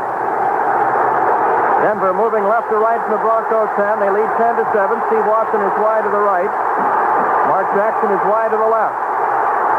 Winder is the lone setback. Orson Mobley, the tight end, is in motion. The handoff to Sammy Winder, running off left tackle, and he's out to the 13-yard line, where Bob Golick, the veteran nose tackle from Notre Dame, brings him down. Golick is a native of Ohio. He's from Euclid, Ohio. Speaking of Ohio, Bronco linebacker Tom Jackson is from Cleveland. He played at John Adams High School here, and he said he used to come out and watch the Browns play. His daddy would bring him out to the stadium when he was 10 years old. Second down at 7. From the 13-yard line, Watson is wide right. Jackson, the rookie from Purdue, is wide to the left. Mobley on a wing right goes in motion. Elway on a delay hands the winder running to his left, and he's hit it to 19 and fights his way out to the 21-yard line. Ray Ellis is the man who made the tackle for the Cleveland Browns. If they were able to stop him without getting a first down, I think he's going to be awfully close to the first down. But if they're able to stop him without getting a first down, then they'll get the ball in probably their best field position. But it's going to be third down and very, very short. You almost have to expect a running play. But, of course, with the arm of John Elway and his he is very unpredictable back there. You almost can never guess what he's going to do. But the sure thing to do, third down and 1, is to run the ball. The Browns will go with a 5-man front. 5 down linemen. Third down 1. Full house backfield for Denver. Sewell is in motion out of the backfield. Elway on the handoff to Winder, and he's got the first down. Driving out to the 22-yard line where Chip Banks makes the stop. Hey, I love to watch Elway when he does his play selection. He has the ability to audibilize on the line of scrimmage, and so many times he takes that chance. He's got just so much confidence. Both these quarterbacks have great confidence, but Elway's got that little bit more experience. He's a little bit more secure in his position, and he'll challenge the defense. Bernie Kosar, he's learning to do that also. Steve Watson and Mark Jackson split wide to the left. 2 tight ends in the game now for the Broncos. First down at the 23-yard line. Elway on the pitch to Sammy Winder, running to his left, trying to turn the corner. Gives the man a stiff arm, and he's out of bounds near the 25.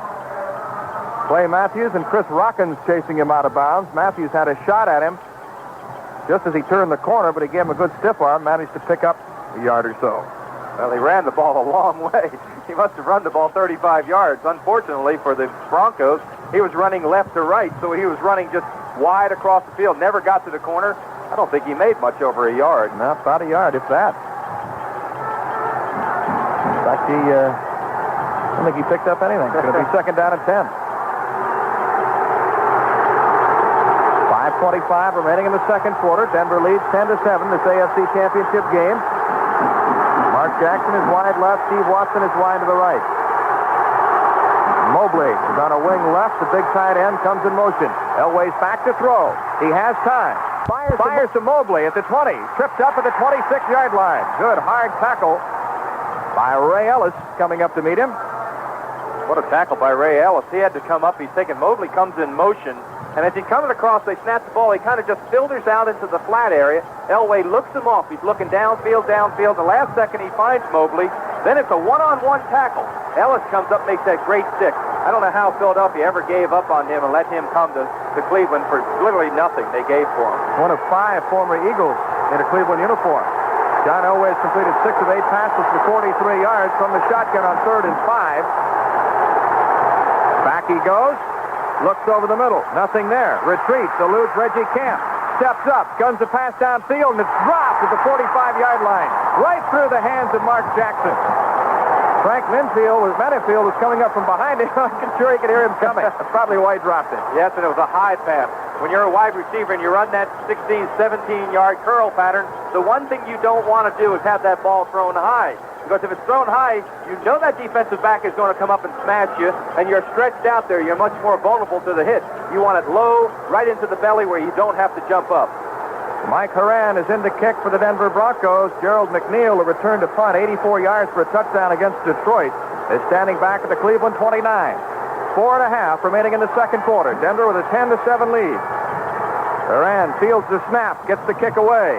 A wobbly spiral headed toward the far sideline, taken by McNeil at the 40, running to his right to the 45, and dragged down near midfield at the 48-yard line of Denver. And again, excellent field position for the Cleveland Browns.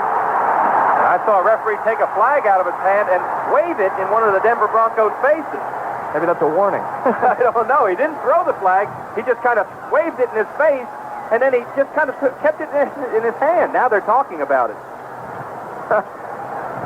Well, what do you have to say, Chuck? What happened down there? Here's Chuck Everling. Invalid fair catch signal by the receiver. 5 yards from the spot. First down. Invalid fair catch signal by Gerald McNeil. Well, I saw that, and I wondered whether that was a fair catch. It's the first thing I saw. He kind of put his hand up and quickly brought it down. Now, the fair catch signal, you have to put your hand up, and you have to wave left to right several times to indicate it. He just kind of put his hand up. It looked as if he was going to signal and then decided not to. The referee saw that and called a 5-yard penalty. So instead of having the ball at the Bronco 48, Cleveland will begin this drive from their own 35. It'll be 1st and 10 for the Browns. Denver leads 10-7. Webster Slaughter is wide to the left. Reggie Langhorne is wide to the right. Bernie Kosar will throw on 1st down. He fires underneath to Herman Fontenot, and he makes the catch at the 27-yard line, gets back up. And now they call this an incompletion? Well, he made the catch, but there's a penalty marker down. That penalty flag was thrown way far away from the play. It was thrown way downfield. It looked as if it was thrown against Mike Harden, who was of the Broncos. And I couldn't see exactly who was down there with him, but it was thrown probably 20 yards from where the pass was thrown. There is no foul on the play. The ball was tipped by the defense. Second down. No foul on the play because the ball was tipped by the defense. Yes, once the ball is tipped by a defensive player, you can't have pass interference. That's what the play was called. Interesting call. We've had a lot of interesting calls today so far in this game. Pass was incomplete, so it'll be 2nd down and 10. Brian Brennan is in the game now. He's put out wide to the right. Fontenot and Webster Slaughter wide to the left. Kevin Mack is the lone setback. Bernie Kosar takes the snap, hands to Mack, lowers his head, drives straight ahead, and he runs into Jim Ryan, who's back in the game for the Broncos, and he brings him down to the 38-yard line. Ryan, along with Dennis Smith on the stop. It's beginning to snow once again. It's almost like there's someone upstairs with a switch that decides, okay, it's time for some more snow. Then they shut it off for a while. Well, if you're in Cleveland, the guy doesn't live in Cleveland if he's controlling the snow, because when Cleveland's on offense, you don't want the snow. Chuck Heberling is making an announcement, but we can't hear it. Apparently having some problems with his microphone. Well, I think they may be having some problems with the clock. So it's 3rd and 7 for Cleveland from the Brown 38-yard line. 3:39 left in the first half.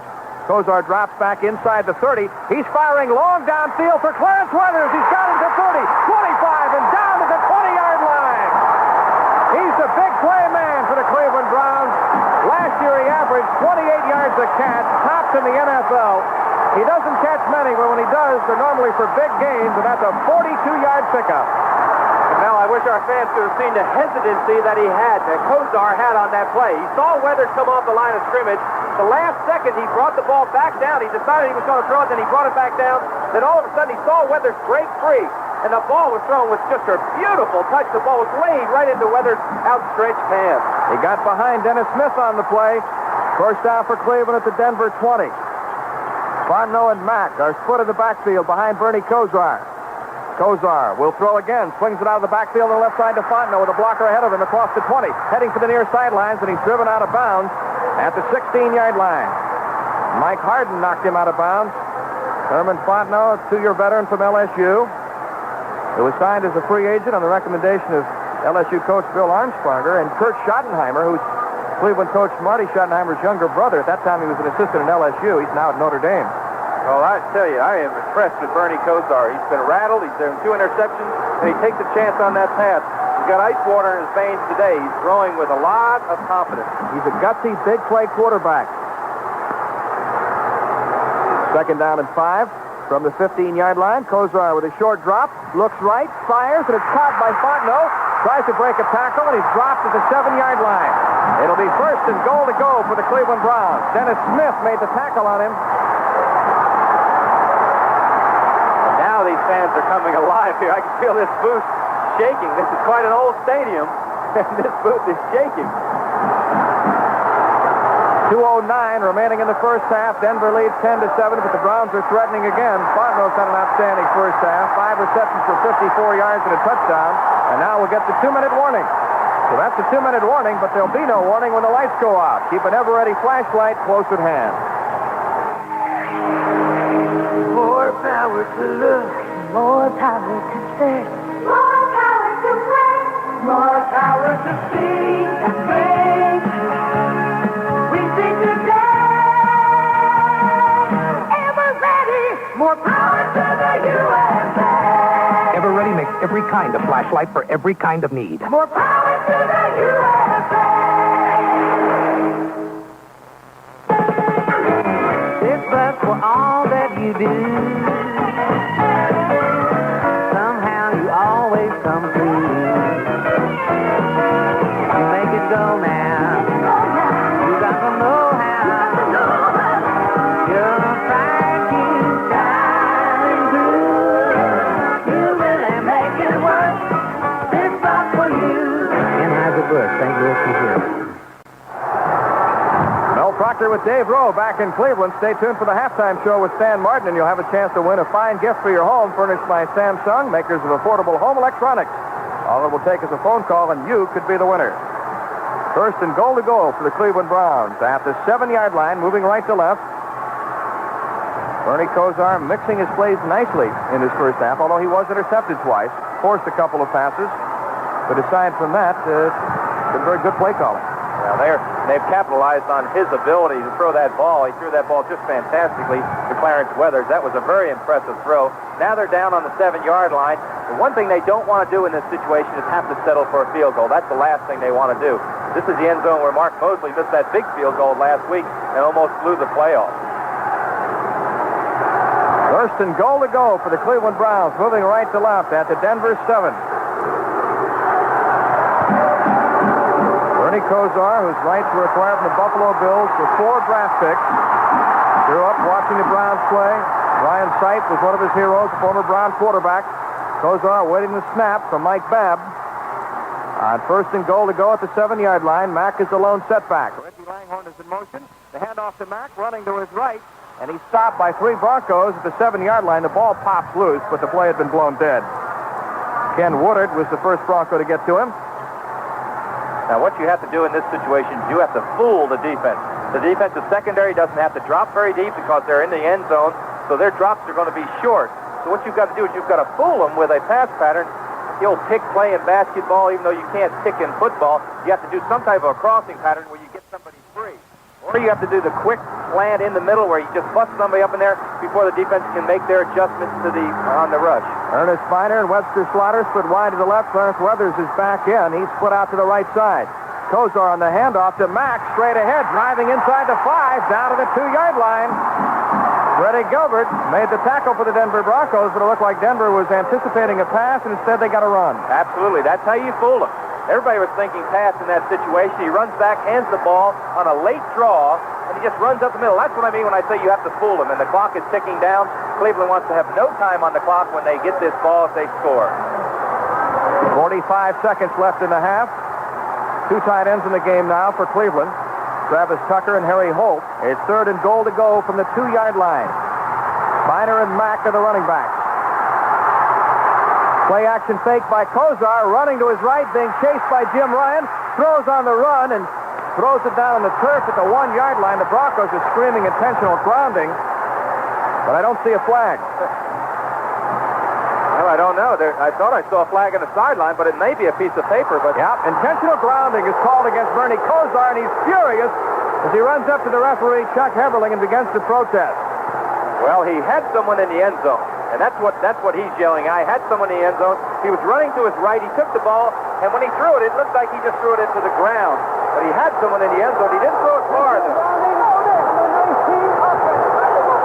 He was being chased by Simon Fletcher, and instead of throwing the ball clear out of the end zone, for some reason he threw it down at about the 2. That's the point. If he had taken the ball and thrown it out of the back of the end zone, it would never have been there would never have been the intentional grounding. But that really hurts Bernie Kosar. That's something that he's going to learn. When you're in that situation, you throw the ball out of the back of the end zone. You don't throw it in the dirt. Mark Moseley is in to attempt a 30-yard field goal. He was 4 for 5 from this range. During the regular season, Moseley had kicked the game winner last week in double overtime to give the Browns a victory. Ball was spotted down. Moseley's kick is on the way, and it is good. And Mark Moseley connects from 30 yards out to tie the score at 10. And with 20 seconds left in the first half, it's now Cleveland 10 and Denver 10. A field goal try, an awful choice. You want to boo, but you've lost your voice. Throats get fixed with Vicks. A sore throat needs real relief that's really delicious. A Vicks Throat Drop. It melts into a refreshing syrup that coats and soothes dry, irritated throats. Vicks Throat Drops, medicated, so use only as directed. You've smoked too much. Your throat is broiling. It seems to you your pipes need oiling. Throats get fixed with Vicks. Throat Drops, from Vicks, of course.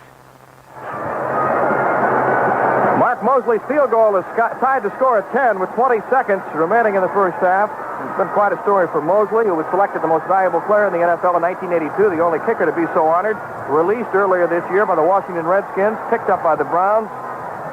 And he was the hero last week. He wore the goat's horns for a while, though, after missing the field goal in the first overtime that would have won the game for Cleveland. And I think he would like nothing better than to kick against the Washington Redskins this year. And you know what that would mean? That would mean that they'd have to beat the Redskins in the Super Bowl. That'd be quite a tribute to him in his long career. Moseley said that he's had some phone conversations with the longtime Browns kicker Don Cockcroft, who was here for 12 years, was a great kicker, but Cockcroft told him, they only remember the kicks you missed. Cockcroft in 1980 missed 2 field goals and an extra point in the game, and he's more remembered for that than for the great kicks that he had in his career. Absolutely. That was against the Raiders when they threw the last drive. They had no confidence in him, and Sam Rutigliano decided to throw the ball. Brian Sipe, of course, threw the interception in the end zone, and the Raiders went on to the Super Bowl. Ken Bell and Gene Lang are back deep for the Denver Broncos, awaiting Mark Moseley's kickoff. Bell, a rookie from Boston College, on the near side. Lang, the veteran, on the far side. A 10-10 tie. This one is really heating up on a chilly afternoon in Cleveland. Moseley's kick is a squib kick rolling across the 40, fielded by one of the Bronco linemen, and he's tackled at the 41-yard line. That was Mike Freeman, a guard, picking up the ball, and Denver will have the ball with 16 seconds left. Let's pause 5 seconds for station identification. 31 degrees at 104 on 67 WNAQ Radio Chicago. What do you do now if you're John Elway? Well, I'll tell you, I don't think they should have done what they did right there. Denver's got the ball on their own 41-yard line.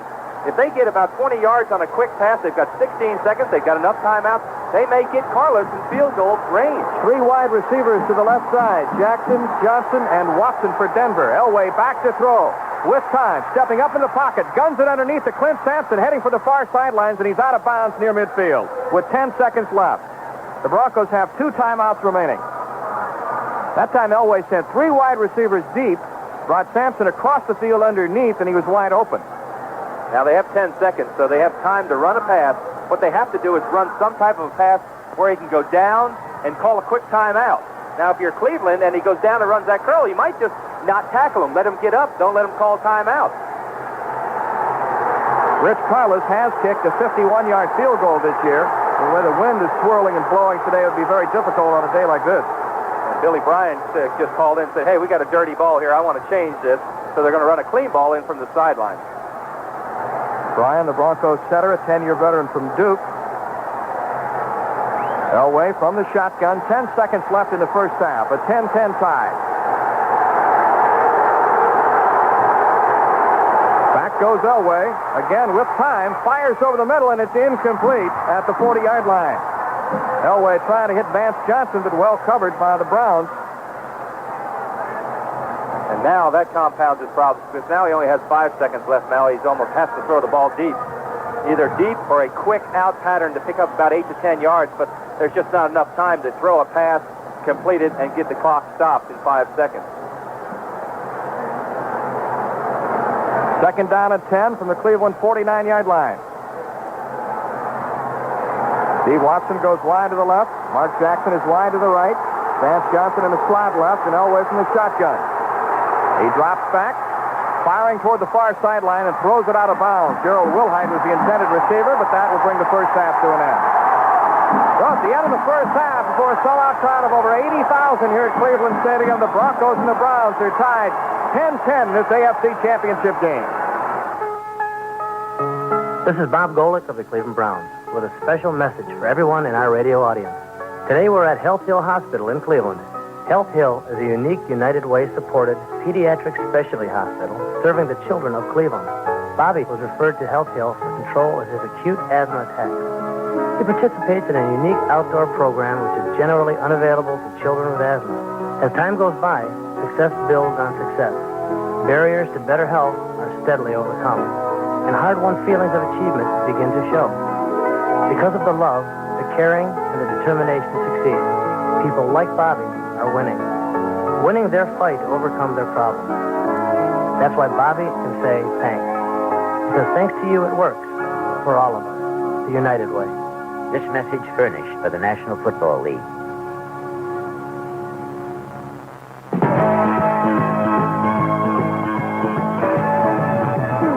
This is Stan Martin back in our NBC studios in New York. We are at halftime of the AFC Championship game with the score tied. The Denver Broncos 10, the Cleveland Browns 10, and what has been certainly an interesting first half. There were 3 turnovers in the first half, all done by Cleveland. Denver was only able to take advantage of 2 of them, and we'll have a quick review. To begin with, Cleveland marched 86 yards in the first scoring drive of the game. Bernie Kosar hooking up with Herman Fontenot on the 14th play of this drive. Back goes Kosar, swings it out of the backfield to Fontenot, breaks the tackle, and he is in for a touchdown! The PAT was good. That put the Browns up 7-0, and that was the score after 1 period of play. Denver, as we told you, took advantage of a couple of turnovers by the Cleveland Browns to begin with. The Broncos intercepted Bernie Kosar, but didn't cash in on that one. They intercepted him a second time, drove deep into Brown territory. Rich Karlis kicked a 19-yard field goal. That made it Cleveland 7 and Denver 3. And then a big fumble on the ensuing possession by Cleveland. Denver recovered, drove deep again, and this time took full advantage. 4th down, goal to go from the 1 as this big crowd of over 80,000 reacts to John Elway. Sewell is in motion. Elway takes the snap on the pitch to Willhite, running right, dives and is into the end zone for a touchdown. And that one put Denver up ahead 10-7 at that point. And right after, on the ensuing kickoff, Cleveland got only its second offensive good drive of the first half underway, drove deep into Denver territory. Mark Moseley wound up by kicking a 29-yard field goal, and that's where we are at halftime with the score tied 10-10. We'll kick it off to get the second half underway. The Browns moving left to right. Cleveland wearing the white home uniforms with orange and brown trim. The Broncos in the orange jerseys, white pants, blue helmets, blue and white trim. Gene Lang and Ken Bell are back deep, awaiting Mosley's kickoff. Lang on the near side, Bell on the far side. The second half is underway from Cleveland Stadium. A high, short kick, fumbled by Bell at the 10. He picks it up and he's smothered there at the 8-yard line. D.D. Hoggard was all over him, and he gets up, pumping his arms, gesturing to the dog pound, and they're howling and barking in that end of the end zone. Oh, what a coverage. When he follows that ball, he barely has time to pick up that ball before Hoggard is right on top of him. That was amazing how quickly he got down the field. That was really surprising. I couldn't believe that he barely picked up the ball, turned around, and wham, there he was, and he was smothered on the 8-yard line. Denver has been plagued by poor field position all afternoon. They'll begin this drive from the 8.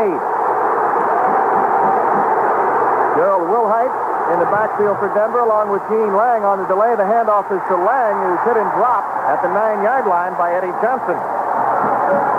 And right now, if you're a Cleveland Browns fan, you want the Cleveland defense to hold him down there. You know he's putting into a pretty good wind. He's not going to get a lot of distance. They'll have great field position if they can hold them in this down situation here. Second down, about 8 yards to go, and they're on their own 10-yard line. Orson Mobley, the 6'5", 256-pound tight end, checks in, replacing Willhite. Second down and 8 from the 10. Sammy Winder's not in there. Gene Lang is at running back. Vance Johnson is wide to the left. He goes in motion. John Elway drops back inside his 5-yard line. Fires over the middle, and wide open is Vance Johnson. He's got it at the 15, across the 20, heading for the near sideline, and he's out of bounds at the 24-yard line. Chased out by Scott Nicholas of Cleveland. That's a first down for the Broncos. What a great call by Elway to find him coming across the field. Vance Johnson is all the way on the right side of the field. He comes down about 5 to 7 yards and then starts across the field, and he loses his coverage. The other coverage goes deep. He loses his coverage. He's running straight across the field. Elway picks him up for a big first down. Vance Johnson, who spent 5 weeks on injured reserve with a knee injury, back in action. He had a 48-yard touchdown reception in last week's playoff game against New England. First down for Denver at the 24. The handoff goes to Sammy Winder, who's back in there. He drives off right tackle for a couple of yards. And again, it's Eddie Johnson, the 6-year veteran from Louisville, making the stop. Well, I was watching a play away from it a little bit. Steve Watson just got leveled by the defensive corner. When he saw it was run, he just leveled Steve Watson. Watson got up, picking grass out of his face mask, and went over, talked to the referee, said, "Hey, I don't go for this. I'm a wide receiver." Two great cornerbacks, Frank Minifield and Hanford Dixon, like to play bump and run. They're outstanding at one-on-one coverage. Back goes Elway on 2nd and 6. Steps up and guns it long for Watson, and we've got a flag thrown as Watson collided with Frank Minifield, who had him on one-on-one coverage. And that's the thing that Watson did. He set that up with the last play. If it in fact is against Frank Minifield, he set it up by going to the referee and said, "Listen, he stuck me in the face, and they are going to call against Frank Minifield. It's going to be against Watson or on Watson against Minifield." Looks like it's against the defense, against Minifield. What a play. I watched Watson that play before, and he got leveled, and he went over and told the referee about it, and so they come right back. Elway throws the ball. Defense, number 31. Pass interference against Frank Minifield. That is something that Watson does so well. You know, one year he had 300 and some yards against him in interference penalties that he drew on his defenders. First down for the Broncos, the Denver 45-yard line. Watson splits out wide to the left. And wide to the right is Vance Johnson. Orson Mobley is his tight end. In motion, the handoff to Sammy Winder. Hit, stays on his feet, and it's stopped at the 46, a gain of a yard. Mike Johnson made the stop. Johnson in his second year from Virginia Tech. Played in the USFL with the Philadelphia and Baltimore Stars. Well, the continuing story out there at corner, that time Minifield, the Cleveland defensive back, hits Watson in the face about 3 times. Watson goes back over and talks to the referee. Now, I wonder if Elway could possibly come back. No, Watson's going to come over here on this side of the field. Get away from Minifield. Well, he's no better there with Hanford Dixon covering him. Right. Minifield is against Vance Johnson on the far side. 2nd and 9 from the 45. Elway with a deep drop, being pressured, giving ground, throws as he's hit, and sails it out of bounds into the Broncos bench. And he got clocked by Mike Johnson. And you hear the fans react here. They want pass. They want grounding the ball. Look at this. Orson Mobley and Clay Matthews. Mobley ran up behind Matthews and bumped him, and Matthews turned around and waved his hand as if to say, na-na-na-na-na-na. The only way to describe it on radio. That's exactly what it was. He was kind of waving his hand, just kind of waving it right in his face. And it looked like he was saying, What's this, a replay? Radio replay? Radio instant replay, right. 3rd down, 9 for Denver from the Bronco 46, and a crowd of over 80,000 is howling. Elway from the shotgun. Steve Watson is in motion. Elway backpedals, sets up, looks, now dancing, running to his right, and he is stopped at the 35 by San Clancy. Elway had no way to go, and what do? They run down to the end zone, get the dog pound into it, and boy, they're throwing those bones out there. They got bone smell all the way out to about the 15-yard line. Really is incredible. People wearing dog masks, their faces painted up like dogs, they've got dog ears. They said last week when they kicked that field goal that they literally had to get rakes out there and rake the field to get those dog bones off, and I believe it. There are literally thousands of them down there. On 4th and 20 from the 35, Mike Herman is in to punt. Gerald McNeil pumping his legs, trying to get warm as he stands at the Cleveland 20. He's had a big day. Good kick by Herman. Low driving spiral, but that's the kind that'll run back, and it hits along the far sideline and goes out of bounds near the 20. I think McNeil wanted to field that one, but he couldn't get to it in time. A 44-yard kick. That was a driving kick when that ball came off his foot. It was not very high, but it drove it deep and out of bounds. So with 12 minutes remaining in the 3rd quarter, the Broncos and the Browns are tied 10-10 in this AFC Championship game. The working hands of Mr. Goodwrench. Hands with the know-how to fix General Motors cars. Hands that are strong and sure, gentle and accurate. Hands that can almost see where trouble is and how to make it right again. Hands of skill and experience. Hands that care. The hands of Mr. Goodwrench. And no one knows your GM car better. No one. Win a luxury Alaskan cruise from Alka-Seltzer Plus Cold Medicine. The cold medicine that helped Libby Riddles win the 1,000-mile Alaskan Iditarod sled dog race offers you the chance to win an Alaskan vacation plus $5,000. Enter the Alaskan Vacation Sweepstakes by May 31st, 1987. You'll find entry forms at Alka-Seltzer Plus displays in all participating stores. No purchase necessary. Void where prohibited. Must be over 18. Alka-Seltzer Plus. Fast, effective relief for tough winter colds. Use as directed.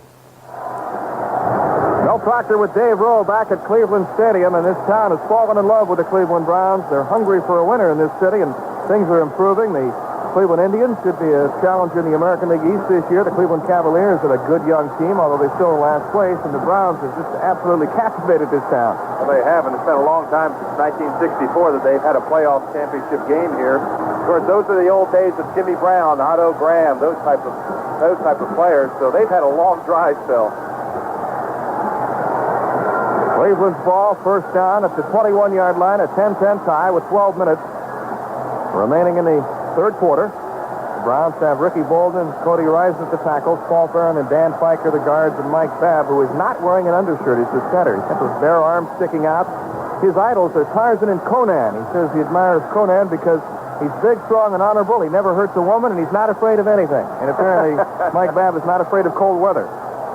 He reminds me a lot of Mickey Webster. Mike Webster, the great center for the Pittsburgh Steelers.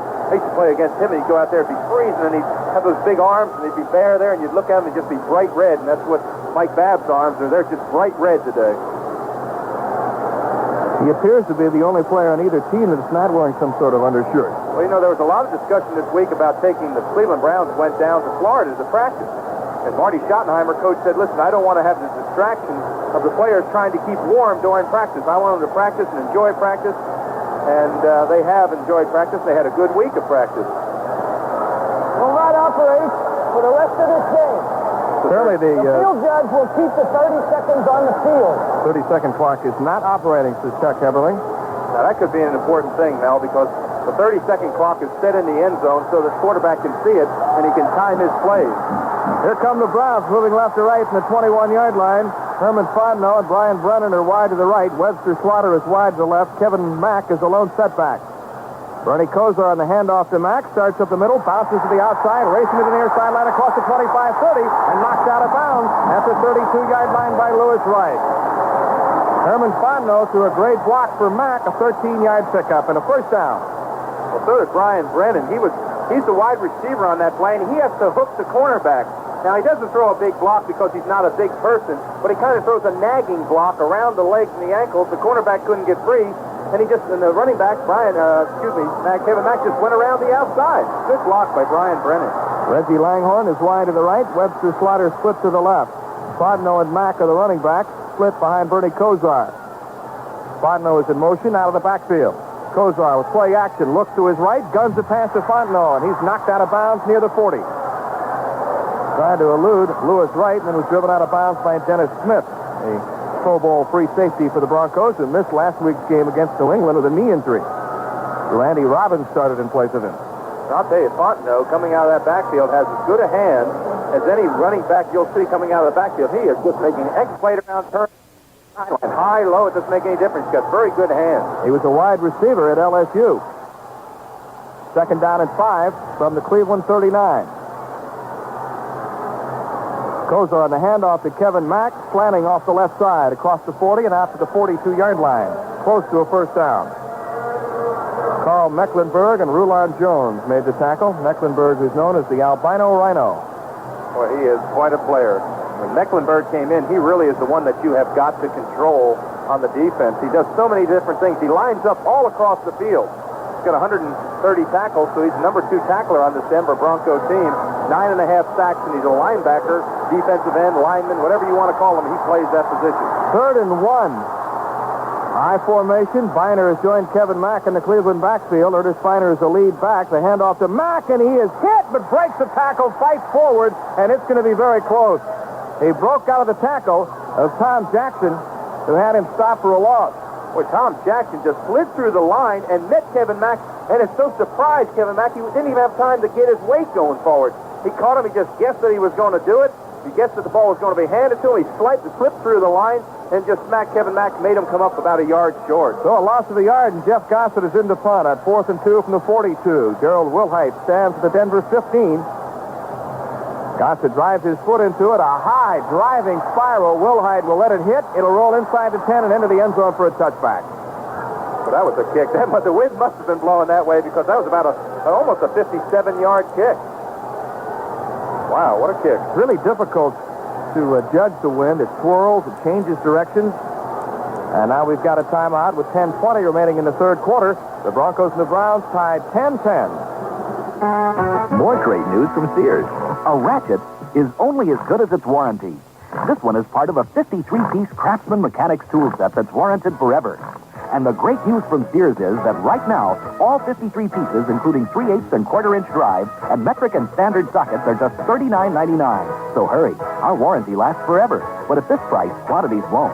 There's more for your life. More great news. At Sears. See store for warranty details.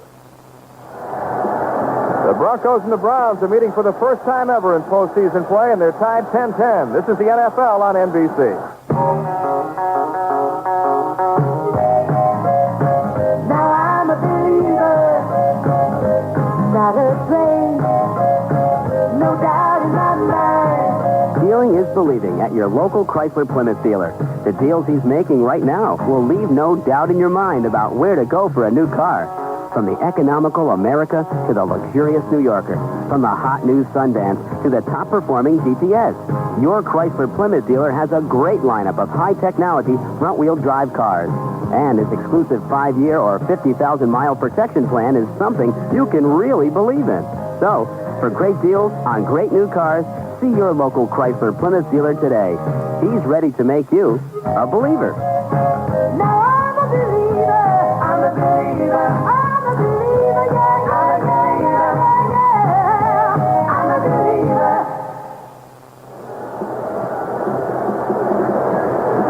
Mel Proctor with Dave Rowe back in Cleveland at 10-10 tie. 20 has kind of been the magic number for the Broncos this year. They're 12-0 when they've scored 20 or more points. They're 0-5 when they've scored less than 20. And the Broncos begin this drive from their own 20-yard line. John Elway on first down, hands to Sammy Winder, running to his right, looking for blocking, turns the corner, across the 20, and upended at the 25-yard line by strong safety Ray Ellis. Sammy Winder, who's led the Broncos in rushing every year since 1982. He was a fifth-round pick in the 1982 season. Picked up 7 yards on first down to make it 2nd and 3 at the 27. Winder had a big game last week against the Patriots. Carried 19 times for 102 yards. Steve Watson is wide to the left. Vance Johnson is wide to the right. Back goes Elway, setting up inside the 20. Fires left, and it's off the hands of tight end Orson Mobley at the 31, and a late flag is thrown. Ray Ellis was back in coverage for the Cleveland Browns. Half thrown a little behind Mobley, who tried to come back and get it. It's going to go against Cleveland. It's going to be holding, probably. So that flag is thrown. It's thrown way downfield by the center referee. He's way downfield. Illegal contact, number 59 on the defense. 5 yards, first down. Against Mike Johnson, linebacker for the Browns. It's interesting to note that certain referees they all have responsibilities, and that referee that threw that flag, he is That's the umpire. Excuse me, the umpire. All right. Well, he is a referee. There's only one referee. Oh, okay. Anyway, the umpire who threw that flag is responsible for the tight end release. And there's only one umpire. First and 10 at the 32-yard line. And the flags are flowing again as the 30-second clock may have expired on Elway. Either that or someone moved too early. Well, Reggie Camp saying it was Ken Lanier. Ken Lanier saying, it was Reggie Camp. We'll have to let either the umpire or the referee decide this, Mel. Or we could let the line judge decide it. Or the head linesman, or the back judge. Chuck Heberling announced it. Encroachment, defense, 5 yards. No number given, although it appeared to be Reggie Camp, the left defensive end. He's the one making these gestures. That's Mr. Heberling who just made that call, so I would imagine it was him. That's your first tip-off. I don't know if he's 1st and 5. Let's see if John Elway goes for a big play here. 1st and 5 at the Denver 37. Steve Toole is wide to the right. Vance Johnson, Steve Watson is split to the left. Elway's going to throw, dropping back, and a deep drop, throws underneath, and the pass is caught at the 42-yard line by Clarence Kay, who was just activated. And he's got a first down. Kay had been in a drug rehabilitation program in California the last 4 weeks. His first reception of the day. And I know he's going to feel good getting back into a Broncos uniform. He has been away, as you said, for 4 weeks. They consider him the best blocking tight end. Orson Mobley may be the best receiving tight end for this Bronco unit also. They also consider him the best blocking tight end in the National Football League. Absolutely. He's that type of player. He gives Denver a first down at the Bronco 45. Johnson is wide right, Watson wide left. Mobley is in motion. Elway with a play-action fake, pump fake, now looking long, firing down the far sideline. Mobley can't hold it. It's incomplete at the 35-yard line of Cleveland as he went airborne trying to make a one-handed catch. But Clay Matthews jolted him and knocked the ball loose. That was an interesting play on Elway's part because what he did is he faked the play action. Now, when you fake play action, what you do is you put a hand into the running back, and it's designed to look like a running play. He brought it out, fake pumped the ball to allow Mobley to get down the sideline, then threw him the ball, but it was too high thrown for Mobley to catch. Second down at 10 at the 45-yard line of Denver. Elway on a delay hands to Stanley Winder running to his left, and he's dropped at midfield by Anthony Griggs and Mike Johnson. Gain of 5 yards on the play. It'll be 3rd and 5. Mel, from my viewpoint, you get the feeling that the next team that scores could win this game. It's that type of game. Both teams have been unable to move the ball in any consistency. Cleveland had some success in the first half, but right now it's kind of like a little chess match right now. You do this, I try to counter. I try to do this, and you try to counter. The Browns have 6 defensive backs in the game. Elway from the shotgun, 3rd and 5 at midfield. 3 wide receivers for the Broncos. Elway retreats inside the 40. Firing long, and it's intercepted. Mark Harper grabs it, but he's out of bounds. And the Browns are furious. He stepped in front of Mark Jackson, the intended receiver, and caught it just as he was sailing out of bounds. And you don't want to argue that point too much because you can get a flag thrown on you for unsportsmanlike conduct. They'll review it on the instant replay to see if, in fact, he did come down. The question was whether he came down with his feet in bounds. He made a tremendous catch. He stepped right in front of the receiver, came down with both feet. I don't know if both feet came down or not. We may have it overruled by an instant replay, or we may have it upheld.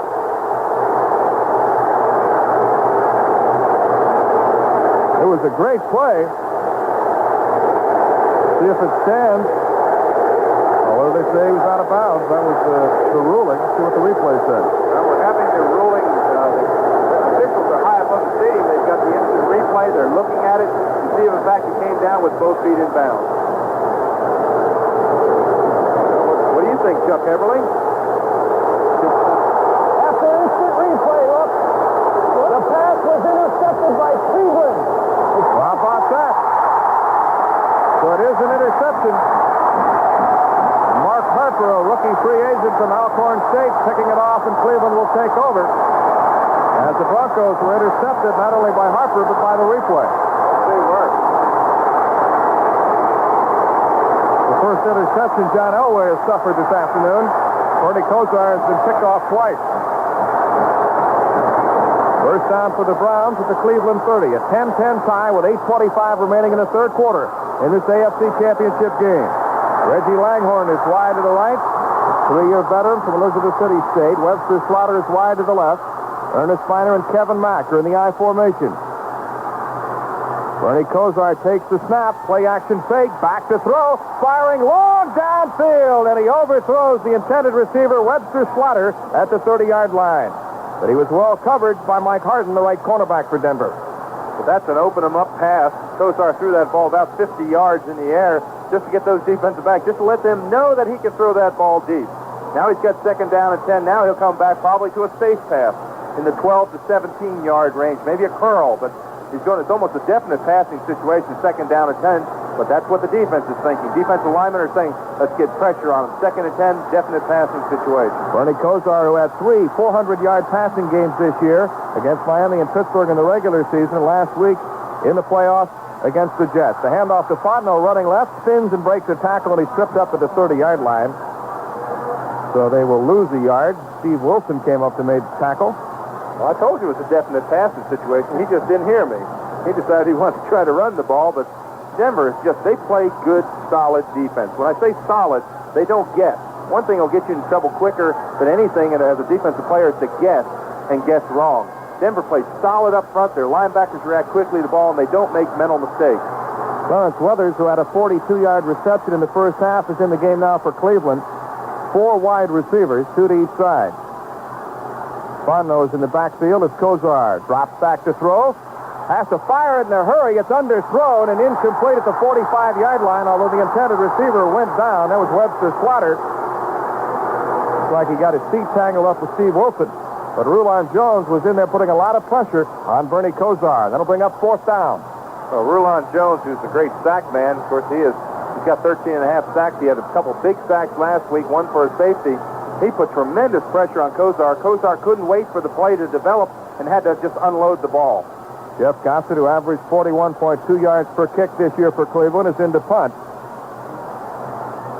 Gets off a short end-over-end kick. Gerald Willhite lets it hit. It rolls inside the 30, fielded by Willhite, and he's dropped right there.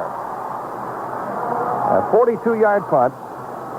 D.D. Hoggard, who's had a big day on the special teams for Cleveland, was down there to make the stop. We've got a timeout with 7:18 remaining in the third quarter. The Browns and the Broncos tied 10-10. Welcome to our stockholders meeting. Now, last year our profits were down, but we're planning to make little cuts here and there, like dropping AT&T long-distance service.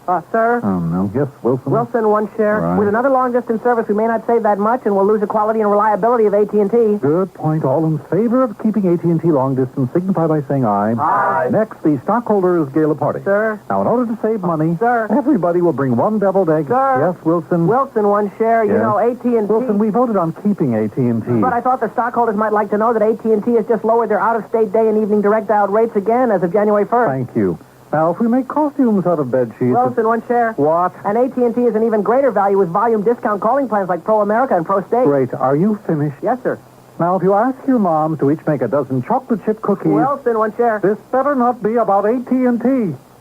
I move we make peanut butter cookies instead of chocolate chip. For crying out loud, but I don't... AT&T, the right choice. Sports question. Who quarterbacked the Miami Hurricanes to the 83 National Championship? Do-it-yourself question. Who can help you do any decorating job better? For questions about decorating, Sherwin-Williams has the answers. And for paint, wall coverings, floor coverings, window treatments, Sherwin-Williams has the quality. So for questions about Bernie Kosar, check a sports almanac. But for decorating... With Dave Rose, this is Mel Proctor back at sold-out Cleveland Stadium. A crowd of over 80,000 here this afternoon on a cold, windy day. No scoring so far in the third quarter. A 10-10 tie in this AFC title game. The Denver Broncos have the ball and will begin this drive at their 30-yard line. John Elway, who's the only Bronco quarterback ever to have 2 3,000-yard seasons, passed for nearly 3,500 yards this year. Broncos moving right to left. Watson is wide to the left. Vance Johnson wide right. On a delay, the handoff to Winder, slanting to his right across the 30 out to the 32-yard line, where he's met by Anthony Griggs, 5-year veteran from Ohio State and another of those former Philadelphia Eagles. Now, one thing that may be of significance to Denver offense is that Gerald Willhite, the starting left halfback, I should say, is on the sideline with a case. He suffered a shoulder injury last week, aggravated in the first half, and we haven't seen him in the second half. Well, he is running back punts, so that's about it. Second down, 8 from the 32. Vance Johnson and Steve Watson split out to the left side. Johnson is in motion left to right. Elway dropping back. Has time, looks, guns it over the middle, and is caught by a leaping tight end, Clarence Kay, at the 47-yard line for a first down. Great catch by Kay, going airborne to pull it in. And one of the things about Kay that's interesting is that, you know, as good a tight end as he is, 4 weeks ago he went on this drug rehabilitation. He obviously had substance problems. And Dan Reeves, who's the coach of Denver, said, we're concerned about Clarence, the human being, not just Clarence, the football player. And he evidently has made a recovery. He's back in a Bronco uniform, and nothing bigger than that catch. First and 10 for the Broncos at the Denver 47-yard line. Steve Toole is in motion. Elway on the handoff to Gene Lang, driving it out. Across midfield into Cleveland territory. I think it's Sammy Winder on the carry. Sam Clancy made the tackle for Cleveland. And Denver is still splitting the Cleveland defense wide, especially Keith Bishop. He's got about a yard split between he and the center, and it makes a natural hold. It moves the ends out wider, the linebackers are out wider, and makes those holes up the center bigger than you ever believe. You just can't believe how tough it is to move and make that tackle as a nose man. Broncos have two tight ends in the game, one of them being used as a U-back. That's Mobley, who goes in motion to hand off to Winder, twisting and turning up the middle across the 40 and down to the 36-yard line. He's got a first down for the Broncos as Clay Matthews makes the stop. And there's another example of it. They're splitting him out wide. It puts the nose man about 4 to 5 yards from the end. And if they can control the nose man, they've got a natural hole there. And Winder, he's finding it. Gene Lang has found that seam. It's just a natural hole. Now, Cleveland has to make some adjustments with their linebackers.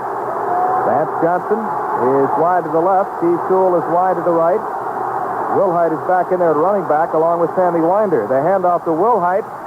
Takes a hit, drives forward, and he's shot down to the 35-yard line. A gain of 2 yards as Anthony Griggs makes the stop.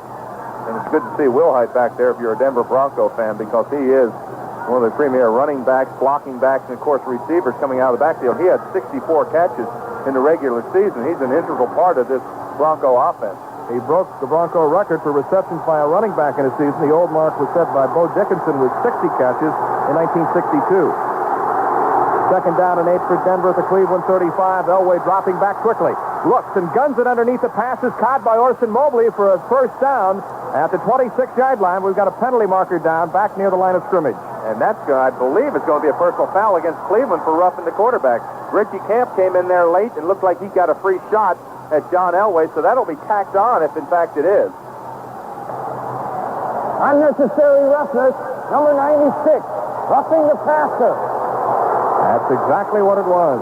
Called on Reggie Camp, a 275 four-year veteran from California. And the penalty will give the Broncos the first down at the Cleveland 12. Denver threatening to take the lead with 4 minutes left in the third quarter. Well, they've been able to run the ball because of those splits. They've been able to pass the ball because they've got Winder in the backfield and they've got Willhite back there, and they've been finding Orson Mobley. This is a good drive by Denver. Cleveland takes Carl Hairston, a defensive lineman, out, and Anthony Griggs, an extra linebacker, checks in. Elway on the handoff to Sammy Winder, running to his left across the 15 and wrestled out of bounds at the 12-yard line. A gain of only a yard. And now a fight breaks out between Vance Johnson of Denver and Hanford Dixon of Cleveland. A couple of quick punches thrown, but no serious damage. Well, when you're 5'11", 170 pounds, you don't stay in there long. You hit quick and get out of there. It's a basic hit and run. That's exactly what it is. Well, that pass interference penalty, roughing the passer penalty was just a foolish mistake by Reggie Camp. That really hurt his defensive unit. Carl Hairston is back in, the 11-year veteran from Maryland Eastern Shore, is the defensive captain. Griggs comes out. Second down and 8 at the 11-yard line. Elway back to throw. Little screen pass caught by Gene Lang. Gives the man a stiff arm. Races to the far sideline, and he's inside the 10, down to the 9-yard line. Tackle made by Mike Johnson of Cleveland. And this is one of the downs that really puts a lot of pressure on the defensive unit. When you have an Elway back there who has that great mobility, and we saw him run for that long run in this third down situation in the first half. He's got third down. He's got probably about 6 yards to go for a first down. If you get pass rush on him, you've got to get pressure on him to stop his pass, but you also have to stay in front of him to not allow him to run. The Browns are expecting the pass. They take out the nose tackle, Bob Golick. Elway from the shotgun, 3rd and 6 at the Cleveland 9. A 10-10 tie. Back goes Elway. With time, fires into the end zone, and it's knocked down by Mike Johnson. He swatted it down at the 6-yard line. And one of the Broncos is shaken up. Can't pick up a number, but he's lying in the end zone. So that'll bring up 4th down, and Rich Karlis is in to try a field goal. Gerald Willhite is the man who's shaken up. He was hurt earlier. He was the intended receiver. As Elway tried to hit him in the end zone, he got popped, and Elway's pass was deflected. Well, what a close call on that interception. It really should have been an interception. It hit him right smack in the hand. But it was just because of the velocity that he throws with, the defender doesn't come up with the interception. And we've got a timeout with the score tied. Denver 10 and Cleveland 10. But for all that you do, if to burn yourself that through. You are the one, you make it all run, and we're proud of what you do, yeah. As you make America work, and this bus for you, this bus for you, and Anheuser-Busch, St. Louis, Missouri. At Navistar, we don't think you should choose a truck for your business the way you choose a car for your family. You should think of the people who specialize in trucks, not cars. International. International trucks are designed with durable diesel engines to deliver the reliability and dependability that can help keep your business productive. For more information, see the International Truck Specialist nearest you. International. No truck works harder for your money. There's more championship football coming up right after this game. Don Crickey and Bob Trumpy are standing by at Giant Stadium in East Rutherford, New Jersey, where the Redskins and Giants are getting ready to meet for the NFC title and a Super Bowl berth. After the game, you'll have a chance to get into the act by calling Bob Trumpy at 1-800-NFL Live. So keep your radio dial tuned to the NFL on NBC. I'm Mel Proctor along with Dave Rowe here in Cleveland as we near the end of the third quarter, 2:54 remaining. And the Denver Broncos will attempt a field goal. This will be about a 26-yarder by Rich Karlis, who during the regular season made 20 of 28, kicked 2 last week against New England. Gary Kubiak will hold for him, a 26-yard attempt by the barefoot Karlis.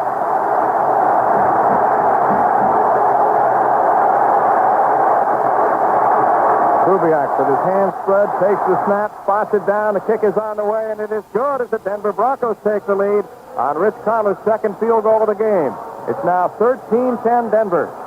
That was an important kick for Rich Karlis. He has got to make that kick in order to give them a lead, and he does. Wow. I'd like to remind you that on January the 25th, the NFL on NBC will be in Pasadena, California for Super Bowl 21. Our coverage begins at 5 p.m. Eastern Time with a pregame show with Bob Costas. Then Don Crickey and Bob Trumpy will bring you all the action. After the game, it'll be your turn to participate by calling 1-800-NFL Live. All coming your way on Sunday, January the 25th, the Super Bowl, right here on NBC Radio. Well, the one thing you don't want to do if you're a Cleveland Brown is to panic in this situation. You're only down 3 minutes, 3 points. You've got 2 minutes and 50 seconds left in this third quarter. A lot of time, and you've got one of the best scoring machines in the history of the National Football League with Mark Moseley. Remember a few years ago he had that tremendous string where he put together a lot of kicks. 23 straight. 23 straight field goals at all different distances. And all they do is have to get in his range. Dropping back deep for Cleveland, Gerald McNeil, Reggie Langhorne, and Herman Fontenot. Let's pause 5 seconds for station identification. 2 o'clock, 26 degrees at WMAQ Radio Chicago. Rich Karlis will kick it off. Karlis, we mentioned, is a barefoot kicker, which has to be rough on a day like this, but when he is not kicking and he's on the sidelines, he's got a bright orange down boot that he wears to keep that foot warm. As I look on the sideline over there, someone's got his boot on. I guess they're trying to keep it warm for him. The cold, windy afternoon here in Cleveland. Temperatures in the 30s. The wind really whipping around, coming off Lake Erie, and in the distance out on the lake, you can see the big breakers. You know, I've never understood with a barefoot kicker what the advantage is. Why the advantage? They say they feel the ball better. I'm sure they do. But I've never seen the advantage of why you have to kick barefoot over kicking with, say, a soccer-style shoe. Karlis approaches the football. Here's his kickoff, a high, short, end-over-end kick. It's taken by Herman Fontenot, running it back across the 25-30, 35-40, out to the 45-50, and dragged down at midfield. But there's a penalty marker down. Good run back by Herman Fontenot. Darren Como made the tackle for the Denver Broncos, but there's a flag lying back at the 27-yard line. Going to be the illegal block in the back. That's the one that's a 5-yard penalty where what they do is you push someone in the back. It's not the clip where you're blocking below the waist. It's just they call it almost an inadvertent shove from behind. Illegal block. Above the waist in the back. Number 58 on your return. 10 yards. First down. Scott Nicholas guilty of the illegal block. And Mel, to tell you the impact that penalty has, it looks as if it's just a 5-yard penalty, but they had the ball at the 50-yard line, so that's a 33-yard penalty, because now they're back on their own 17. Fine run back by Herman Fontenot is negated by the penalty, and it's a first down for the Browns at the Cleveland 17. Denver leading 13-10. Browns have been penalized 10 times today for 62 yards. Backs in the I formation. Biner and Mack. Reggie Langhorne is in motion. The handoff is to Ernest Mack, the second man through, and he busts it out to the 21-yard line. Gain of 4 yards on the play. Both Mack and Biner gained over 1,000 yards each last year, only the third duo in NFL history to accomplish that feat. Larry Zalk and Mercury Morris each gained over 1,000 yards. The Dolphins in 72. Franco Harris and Rocky Bleier accomplished the feat for the Steelers in 76. And if you're a Cleveland Brown, you have to believe. That's one thing that the offensive linemen have said. When Kosar is in there, he says, don't worry, we're going to drive this ball down the field. He's got great confidence, and he exudes it to his offensive line. Ozzie Newsome is wide to the right. Herman Fontenot is wide to the left. Mack is the lone setback. Long count by Bernie Kosar. Dropping back to throw. Looks left and completes the pass to the 32-yard line to Webster Slaughter. Across the 35 to the 40 and drops there. Webster Slaughter, a rookie from San Diego State who had 40 receptions during the regular season. Mike Harden and Randy Robbins bring him down at the 40, and it's the first down for Cleveland. And Slaughter looks like he's maybe hurt. He got stung in the left shoulder when he went down. The thing that made that play work is that Webster Slaughter really ran the defensive back about 12 to 15 yards deep, did a quick curl. When he got the ball, he kind of swung off there. The defensive back didn't react quick enough, and he picked up the additional yardage. Brian Brennan is wide to the left along with Reggie Langhorne. Mack and Fontenot in the backfield. First down for the Cleveland Browns at the Cleveland 40-yard line. Kosar with a play-action fake. Back to throw. Looks, fires, and it's caught along the far sidelines at the 38-yard line by Reggie Langhorne for a first down. And you have to love Bernie Kosar in this situation. He goes in that huddle. He says, you got to believe. We've got the magic. Everybody in Cleveland thinks this is their year. He goes in there, exudes that offense, and now he's come up with 2 big plays. You know, a lot of quarterbacks in this situation, he's thrown 2 interceptions. He's behind, would get rattled, especially with the inexperience he has, but not Bernie Kosar. Clarence Weathers is in the game. He's wide to the left. Brennan is put out to the near side along with Ernest Biner. Kosar on the handoff to Mack, straight ahead. Driving to the 36, a gain of a couple of yards. Jim Ryan and Tom Jackson bring him down. Getting back to Kosar, Paul Farron, the left guard, said that last week when the Browns were down 20 to 10 with just over 4 minutes left in regulation that Kosar came into the huddle and said, men, we're going to go get this game. He said they were just amazed by how he pulled this team together, and he was true to his word. They came from behind to win it in double overtime. Well, one of the things you have to admire him, he came into Cleveland. Now, who wants to play in Cleveland? Bernie Kosar did. He said it when he was drafted. Well, he's from Boardman, Ohio. The handoff is to Mack. Starts up the middle, bounces to the outside, running down the near sideline and pushed out of bounds inside the 30. They'll mark him out of bounds at the 27-yard line. Well, now another fight breaks out as Mack gets into it with a couple of the Broncos. Ernest Biner also over there. Boy, a lot of jawing going on in this game. Nobody's swinging, but everybody right up in the other guy's face. This is a day you don't want to hit anybody. It hurts. And I thought that was really interesting at Kosar. He said, I want to play with Cleveland. Like you said, there was a young boy who's brought to this stadium. This stadium's seen some of the greatest football players to ever play this game. He said, this is where I want to play. Everybody always wants to go to the so-called Southern teams or the teams that have the great records, but he wanted to play here. First down for the Cleveland Browns at the Denver 27. Denver leading 13-10, 14 seconds remaining in the third quarter. 3 wide receivers for the Browns. Kosar on the handoff to Mack, off left tackle, driving hard down to the 20-yard line. Ricky Hundley and Steve Foley coming up to make the stop. And that should bring the quarter to an end.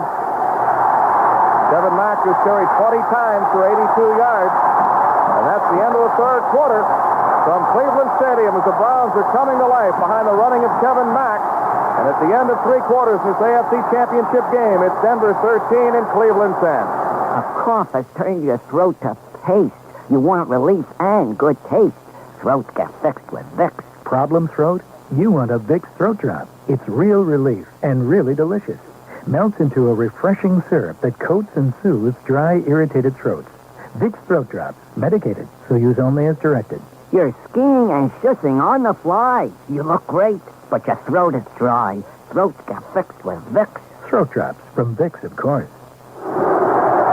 Mel Proctor with Dave Rowe back in Cleveland. A crowd of over 80,000 here this afternoon, and this is the NFL on NBC. Business Shuffle with Chicago Bear Willie Galt. Hey, business fans, stop shuffling around. I got a tip for you in this world-class town. You want world-class performance and world-class speed? Then Cannon Equipment is what your business needs. Get this equipment at Ambassador, a showroom that has what you're looking for, like world-class copiers that's Canon fast and PC copies you know will last. Of course, there's a Canon fax machine. It'll keep your office running lean and mean. But that's not all. There's a whole lot more, like the service you get from Ambassador. So shuffle on down, check the Canon line at Ambassador. You'll be in time. Get a color poster of Willie Galt. If you miss this offer, it's not my fault. In the Hancock Building and out in the Bird in Elk Grove Village where the word is heard. World-class speed, performance, and more. Catch Canon Equipment at Ambassador. Call 228-5700. Then you'll see your office will run wonderfully. That's 228-5700. The Cleveland Browns, using the running of tough, durable Kevin Mack, have driven down to the 20. Show you how tough he is and how durable. He played the full USFL season in 1985, joined the Browns, went to training camp, and last year rushed for over 1,000 yards. Played football almost year-round.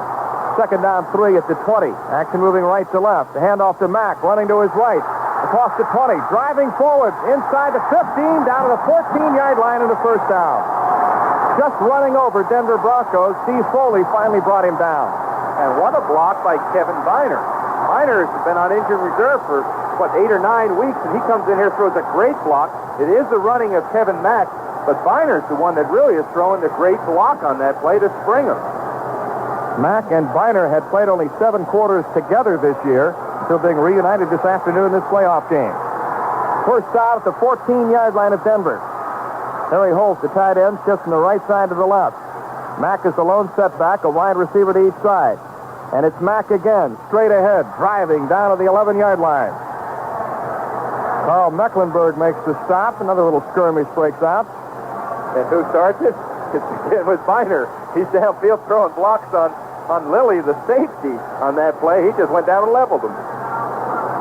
Yeah, it was Ernest Biner, I should say. Did I say Kevin Biner? I meant to say Ernest Biner. But they really are matching pairs of running backs. They've got similar abilities, similar styles. They're both bruising-type runners. And a lot of times you can get them mixed up because they both wear 4, 34 and 44. Reggie Langhorne and Ernest Biner are wide to the right.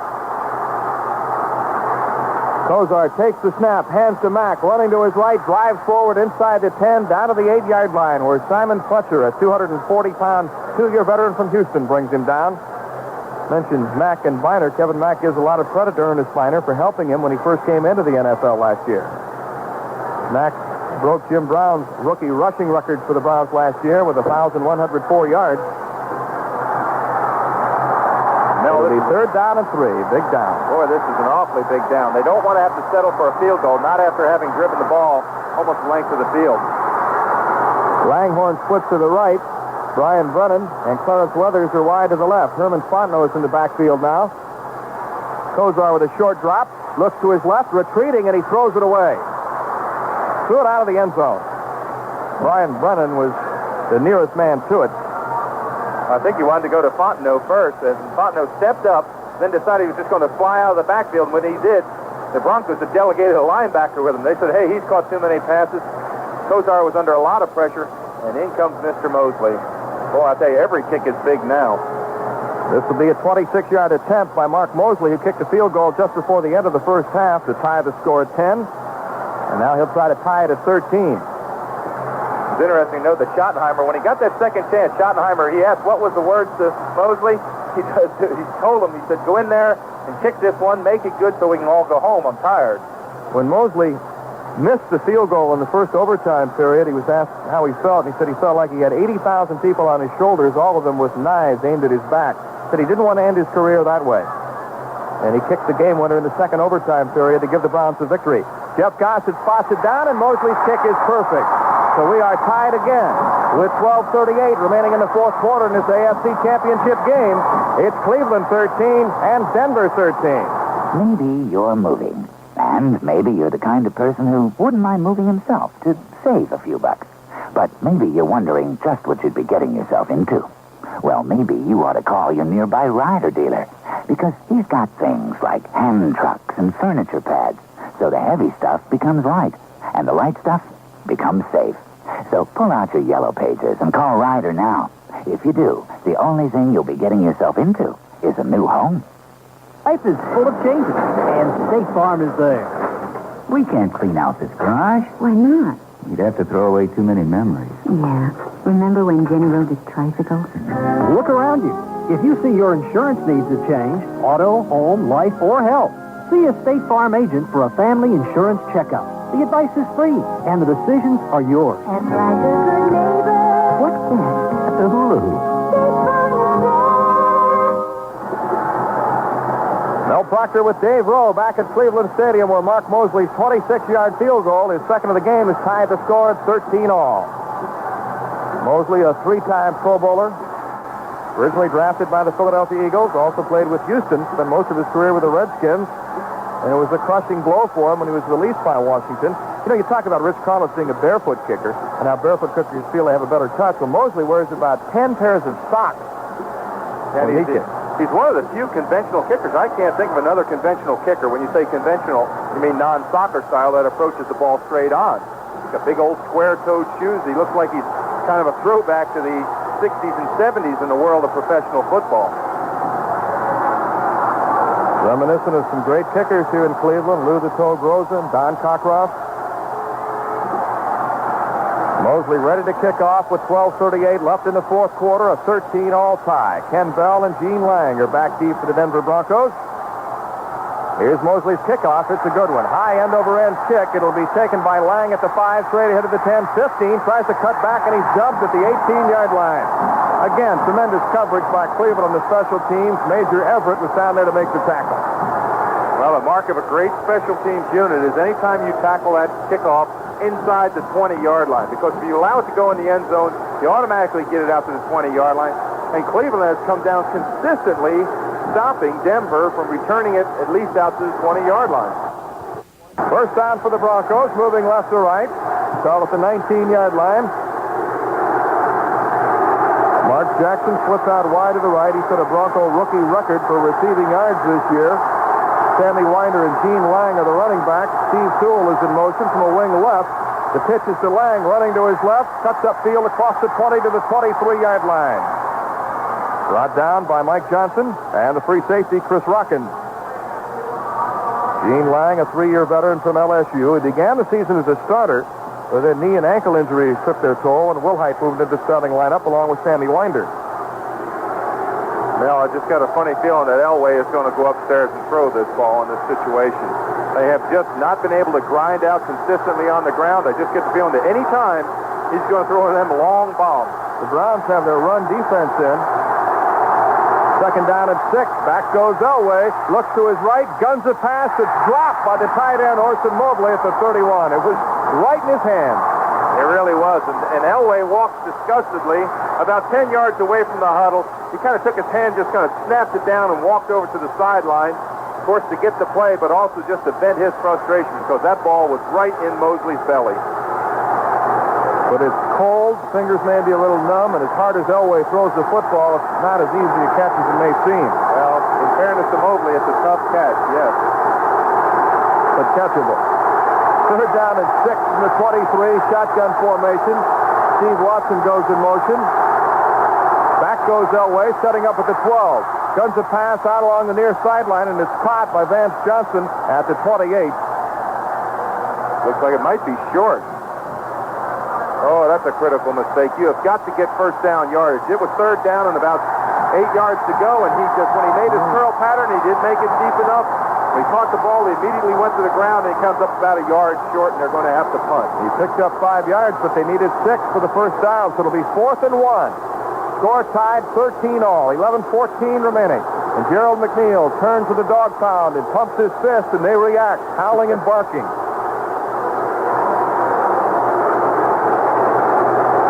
McNeil, who was second in the AFC in punt returns, averaging 11.1. High snap, and Mike Herman gets the kick away. Almost got it blocked. A wobbly spiral. McNeil will take it at the 32. Running to his left across the 35 to the 40 and tripped up at the 41-yard line. Had he broken that tackle, it might have been a big run back. And this crowd, they're going to come alive with Bernie Kosar. They know he just drove down the field, and now they want another drive, and they're going to scream and yell. We have 10:45 remaining in the fourth quarter with the score tied 13-all.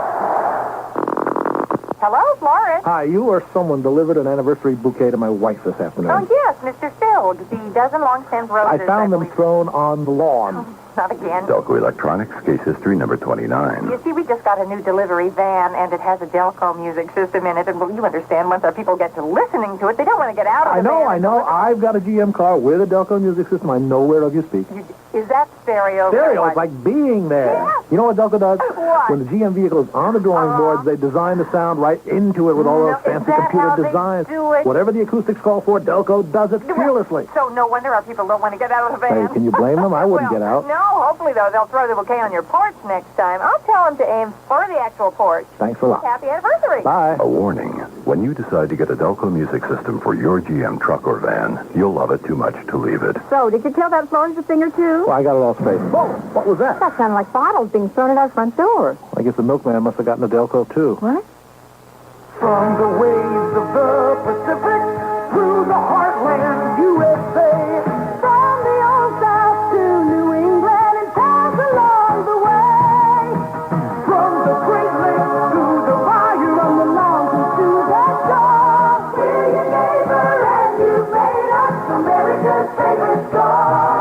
Yet we're proud to say you've made us America's favorite store. Kmart, the saving place. In only his second year in the National Football League, Bernie Kosar passed for 3,854 yards, the third best total in Browns history. And Kosar and the Browns will begin this drive from the Cleveland 40, moving right to left here at chilly Cleveland Stadium. Herman, Fontenot, and Reggie Langhorne are wide to the right, with Langhorne the inside man. Clarence Weathers is split wide to the left. Kevin Mack is the lone setback. Bernie Kosar with a short drop, rolling to his right. Now in trouble, and loses sack, but goes down as Rulon Jones nearly took his head off. The good thing he got down, he might have been hurt. Well, he saw Rulon Jones coming from his left side as he stepped into the pocket, and he immediately went to the ground. And Rulon was right there in, well, golly, if he had hit him, he'd have broke his neck on that play. He really was coming full blast and had those arms out, was going to make the big tackle, and Kosar just ducked underneath it, and well, he got sacked, but he avoided the big hit. Avoided decapitation. Boy, he did on that play. Wow. But he'll take the sack instead. Jones, during the season, had 13 and a half sacks, the new Bronco record. Loss of 3 at 2nd and 13 from the 38. Score tied 13-all, 10-11 left in the fourth quarter. Kosar backpedals into the pocket. Fires underneath, and it's caught by Brennan near midfield at the 49, and he's tackled by Dennis Smith and Mike Harden. Brian Brennan, the all-time leading receiver in Boston College history. Gained about 8 yards, will be 3rd and 2. I was just going to bring up a point I think that can have some bearing on this game, and that was when Denver had to settle for those 2 field goals when they had that first down on about the 3-yard line and were unable to get it in. Then when they ran that interception down there, again, they were unable to punch it in and had to settle for 2 field goals. That could be a big factor in this game because they should have scored touchdowns. Anytime you've got first down inside the 5, you should be able to drive it in. Langhorne and Fontenot are wide to the right. Weathers wide to the left. The handoff to Kevin Mack, slanting to his right, and he's stacked up near midfield by the veteran Tom Jackson. They needed 2 yards for a first down, but he didn't get it. Well, there's no decision for Schottenheimer, Coach Schottenheimer from the Cleveland. They have got to punt the ball in this situation. The crowd is yelling, go for it, but boy, that could be a critical mistake in this situation. Looks like they're going to go for it. Wow. Kosar staying in there. They don't get it. Denver's going to have great field position. Dave Pazzulli is in there. They like to use him as a lead back, as a fullback in short yardage situation. He's a defensive lineman, but they use him much like the Bears did with Refrigerator Perry last year before he ballooned up to 350. Pazzulli is a 260-pounder. He'll be the lead back in the eye along with Kevin Mack. 4th and 1 from the 50-yard line. Bernie Kosar up. Some movement on the right side. The right tackle, Cody Rison, pointing at one of the Broncos, Jim Ryan. Question is, who moved first? Well, now, he wasn't a tackle. He was playing a position. He was playing the end man. Now, he can re-shift. He was in a three-point position, but he can re-shift. Ball start, number 63, simulating the start of a play. 5 yards, fourth down. Against Rison. Well, he called it 5-yard first down. What he meant is a 5-yard penalty. He said he simulated the start of a play. He can shift, but he can't do anything to draw the defense offside, and that's what he did. Looked like he was setting up the pass block. I think he was. On 4th and 1. Now, I'll tell you the truth, I think that Cleveland will punt now. I think they certainly should punt. I would greatly disagree with that play. You just don't go for it. You do what's safe in a situation like this. Now the punting unit comes on. Now, Kosar may have been trying to draw the defense offside, take the 5-yard penalty, and then punt the ball. That's what I thought he may have been trying to do, but if they had gone for that and not made it, they give Denver great field position. So this now penalty... Cleveland's calling for a timeout. Jeff Gossett was back in punt formation, then frantically was signaling for a timeout. Well, they have got, really, seriously, if you go for that play and you don't make it, you give Denver great field position. That's a crazy play. I think that penalty may have been the best thing happened to Cleveland, because now they're forced to punt it. Wow. Crazy play unless it works. Keep the drive alive. Well, but wait a minute now. What happens if it doesn't? If they get a bad snap, if the running back slips, there's so many things that can go wrong. Well, apparently Marty Schottenheimer has great confidence in his defense. Well, I understand what you're saying, but that is a foolish play. You just have to play the percentages. It's like taking points off the scoreboard. When you kick a field goal and you get that, and all of a sudden you get a penalty and you take those points off, there's a lot of times you won't score after that. So that could have been a crucial play in this game.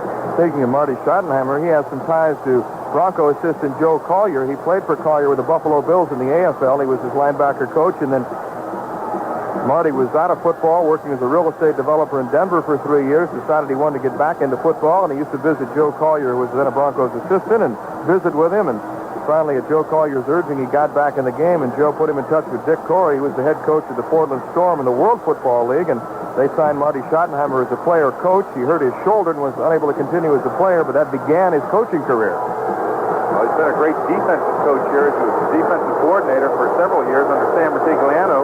Then he took over when they fired Sam Martigliano, and they've had their greatest success. Gerald Willhite is standing back at the Denver 12, awaiting the kick by Gossett.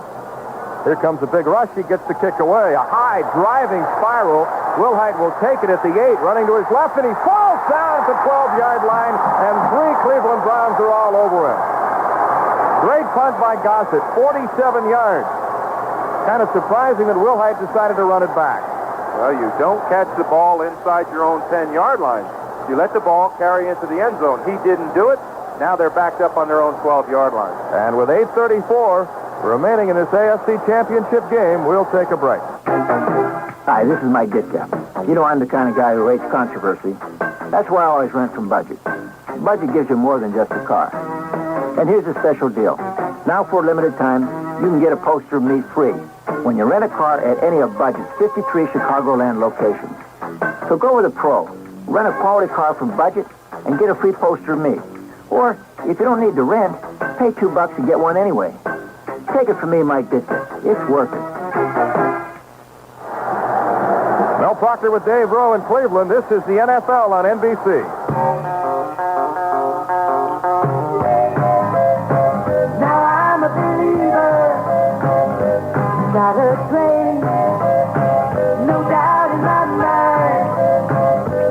I'm in love, ooh, I'm a believer, I couldn't leave her if I tried. At your local Chrysler Plymouth dealer, you've got a lot to believe in.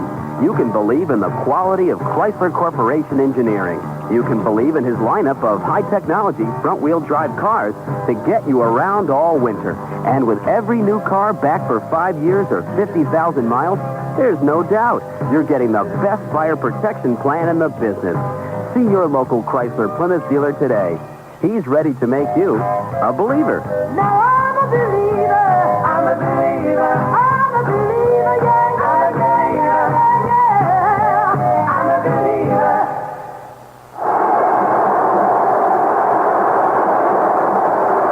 The Denver Broncos begin this drive from their 11-yard line with 8:34 remaining in the fourth quarter. Score tied 13-all. John Elway's completed 13 of 24 passes for 106 yards and intercepted one. Here come the Broncos moving left to right. Steve Watson splits out wide to the left. Mark Jackson, a little 5'9", 170-pound rookie, is wide to the right. Winder and Langer, the running backs, the handoff to Winder, slanting to his left, and he's cut down at the 12-yard line by Sam Clancy, the former basketball star at Pitt, who played with the Seattle Seahawks and then in the USFL before coming back to the NFL with Cleveland. And Clancy almost tackled that ball away from him that time. He went in there, and on his tackle, he grabbed the football, almost pulled it loose. Second down and 9 from the 13-yard line. Winder is the lone setback. Double tight ends for the Broncos. In fact, they have all three tight ends in the game now. One of them is a U-back. Mobley is in motion. Elway with play action. Sprinting to his right. Fires on the run. It's incomplete at the 20-yard line and nearly picked off. He tried to hit Steve Watson. Frank Minifield broke it up.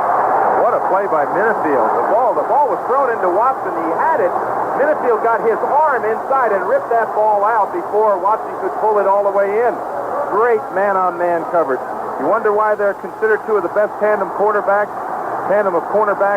Dixon and Minifield.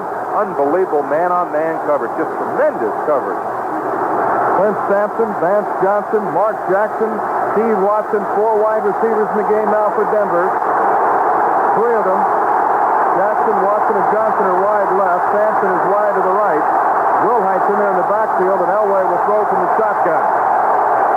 He retreats to the 5. The quarterback draw. He's across the 10 to the 15, 20, 25, and down to the 27-yard line, but there's a penalty marker down. And where it was thrown might indicate a hold against Denver. Almost definitely a hold, and it was a designed play for a quarterback draw. What Elway does is he takes the ball, drops back about 4 to 5 yards, and then finds that seam, and with his ability to run, he's got great speed. 4.6 speed, he scrambles up there, but it's a hold against Denver Broncos. They're going to bring it back, march off the penalty, and it'll be about the 7-yard line. Number 64, half the distance to the goal, third down. Holding call on the center, Billy Bryan. To mention Elway's running ability, led AFC quarterbacks in rushing. He averaged 4.9 yards per carry this year. Now facing a 3rd and 15 situation from the 7-yard line. And now he had a tremendous play last week from this distance. He's got that great scampering ability. 7:44 left in the 4th quarter, a 13-all tie. Elway from the shotgun, retreating into his end zone, getting some pressure, and he throws underneath to Steve Sewell with 2 blockers in front of him, across the 5 to the 10, cuts back at the 15, he's dumped at the 17-yard line, short of a first down. Mark Harper made the tackle. Elway is absolutely mud, head to toe. He's got mud on his complete uniform. He had to take a hit that time to draw the defensive line in and allow them to rush him. He had to wait the last second to dump that ball off on the screenplay. That's what makes it effective, and he took quite a hit in the end zone. Mark Harper, Cleveland defensive back, is shaken up on the play. He started to walk off the field, was a little wobbly, and then collapsed at the 22-yard line. And 2 of the trainers are out to check on him. They run out quickly, and of course, those are not charged timeouts. Anytime a player is hurt on the field now, they take a referee's timeout to allow them to come out. It used to be the old thing, get to the sideline, we can't waste the timeout, and they just about drag people off. And the NFL came out and said, listen, we'll call a timeout. Anytime there's an injury, we'll call a timeout, and we'll allow that player to get off the field. And now Harper is being helped off the field. Kickers have been important in today's game. Both punters, Gossett and Herman, have had outstanding days. Each place kicker, Mark Moseley and Rich Karlis, has kicked a pair of field goals. I see one of the referees has come all the way over here to the sideline. I don't know what he's doing. Everybody. Mike Herman is in to punt. The Ice Cube, Gerald McNeil, is back deep, standing at the 40-yard line of Cleveland. He was so named by the punter, Jeff Gossett, who saw an ice cube on his plate during training camp, said they noticed how slippery and elusive the ice cube was. He looked at Gerald McNeil and said, that ice cube reminds me of you, so I'm going to call you Ice Cube. I thought maybe it was because he could have fit on the refrigerator's back easily and have lots of room to run around. He's an awful small player. Dave. No way, huh? Don't you think he could sit on the refrigerator's back and have plenty of room to dance? Refrigerator'd probably eat him.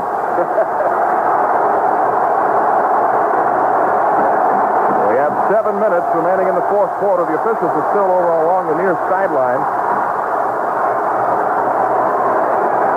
The 30-second clock has not worked for most of the game. They're keeping it down on the sideline.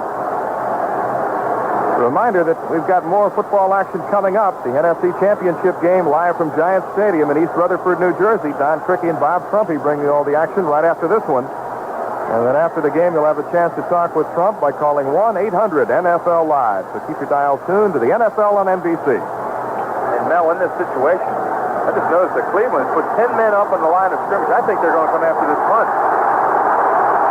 Mike Herman standing at the 2-yard line. He's the third putter used by the Broncos this year. If the Browns go for the block, Herman gets the kick away, a low driving kick. McNeil backs up, takes it to the 38, running to his left across the 40, 45, trying to get outside, and he's knocked out of bounds rudely along the near sideline to 47-yard line. Rick Dennison made the tackle, a 44-yard kick by Herman. A good field position for the Cleveland Browns. A 13-all tie with 6:40 left in the fourth quarter. And great field position. If you're an offensive unit, you get to start on your own 46, 47-yard line. That is great field position because you only need 2 or 3 first downs and you're in field goal position. Cleveland's kicking game has given the Browns good field position. By contrast, the Broncos have had poor field position most of the day. Cleveland begins this drive from the Browns' 48. Clarence Weathers is wide to the left. Reggie Langhorne and Herman Fontenot are wide to the right. Kevin Mack is the lone setback. The tight end Holt moves from the left side to the right. Bernie Kosar takes the snap, drops back to throw, swings it out of the backfield to Mack, who drops it. And it's incomplete at the 40-yard line. Little swing pass to Kevin Mack, and Ricky Hundley was right there in coverage for the Denver Broncos. And now Bernie Kosar has to go downfield. It's second down and 10. Again, almost a sure passing situation. He has to go down and pick up that 10 yards. You just can't squander these opportunities. When you get great field position like this, you have got to capitalize on it. You've got to move down in your opponent's field. You just can't keep on trading punches. This is time for a knockout punch from Cleveland. And now Gerald McNeil is in as a wide receiver. He was a great receiver in the USFL with Houston. He had 58 catches for over 1,000 yards in 1985. 4 wide receivers in the game for the Browns. On second and 10, Kosar on a draw, hands to Fontenot, running to his right to midfield, lowers his head, drives forward to the 48-yard line. Tackled by Simon Fletcher as the Browns tried to cross up the Broncos with a draw play. One of the things, of course, is getting darker here. It's getting colder, and I look down there, Kosar's got his hand inside his jersey trying to keep those fingers warm, especially on that passing hand. Bernie Kosar has completed 15 of 29 passes for 200 yards. He's been intercepted twice. And has also thrown a touchdown pass. Langhorne out wide to the right along with another receiver, Brennan. And Weathers is split to the near side. Back goes Kosar. Looks to his left, firing long downfield for Brennan. And it's caught at the 15, down the sidelines to the 10, 5, touchdown!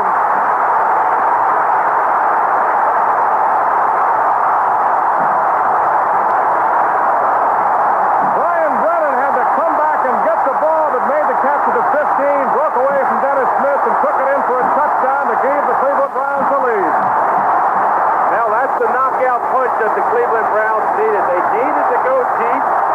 Kosar comes down. He throws that ball way high in the air. Now, the defender, he loses sight of it. Brennan doesn't lose sight. As he turns back to his left, turns back to his right, picks up the ball, comes down with, oh boy, the biggest catch he's had in a long time. College and professional. And this sellout crowd of over 80,000 is going wild as Mark Moseley is prepared to kick the conversion out of Jeff Gossett's hold. The Browns lead it 19-13 on a 48-yard touchdown throw by Kosar, and Mosley's kick is good. The Cleveland Browns have taken the lead 20-13 over the Denver Broncos in this AFC Championship game. And you got to believe, and that's what Cleveland does. They believe in the ability of Bernie Kosar. He threw that ball up really just for grabs. And Brennan was able to come back and find it. He had the vision to look back. He knew the pass was intended for him. He looked back and found it, came down with a big catch. And they are raining dog biscuits in the end zone. And it's They must have about 40 or 50 security there trying to keep the dog bone biscuit thing from cluttering up the field. It's amazing the number of dog bone biscuits that are being thrown all over this place. They're going wild in the dog pound now. Two great young quarterbacks, Bernie Kosar and John Elway. Two different styles. Elway very mobile, a good scrambler, a powerful throwing arm. Kosar is not mobile, doesn't run well, has an unorthodox throwing style. He's a sidearmer. His father said that he started coaching Bernie when he was a young kid. He said when he first started with him, he had picture-perfect form. He threw over the top. Said he reminded him of Terry Bradshaw. And his dad, Bernie Sr., said, "Oh, it took me 2 years to get him throwing sidearm." That loused him up. Well, everybody talks about the great class of '83 for the quarterback. And Bernie Kosar this year is 4-0 versus those quarterbacks. He beat 4 of those class of '83 quarterbacks, and he's not in that class. It's 20-13 Cleveland with 5:43 remaining in the fourth quarter. Ken Bell and Gene Lang are back deep for the Denver Broncos, awaiting Mark Moseley's kickoff. The Cleveland Browns, who last won an NFL championship in 1964. Here's Moseley's kickoff. A short kick. It'll hit at the 15-yard line, rolling inside the 10 to the 5. And the Broncos will have Ken Bell fall on the 2-yard line, and he's buried by about 6 Cleveland Browns. C.D. Hoggard was the first man to get to him, along with Mark Harper, and they've been outstanding on the special teams. Gene Lang is shaken up for Denver. The Broncos will have the ball between the 1 and the 2-yard line. What a play. Moseley, when he kicked that ball off, it looked as if it was almost a knuckleball coming off his shoe. And Lang could never find the ball. It wasn't Lang. The receiver could never find the ball. It just kind of fluttered, and then when it got down to the 2-yard line, all he could do was fall on it. Bell was trying to pick it up. Lang was going to block for him, and Lang kind of turned his head, and just as he did, about 3 Browns buried him. Denver begins this drive between the 1 and the 2-yard line. John Elway is going to throw out of the end zone, swings it out in the left flat to Stanley Winder, and he's ridden out of bounds at the 8-yard line by Hanford Dixon.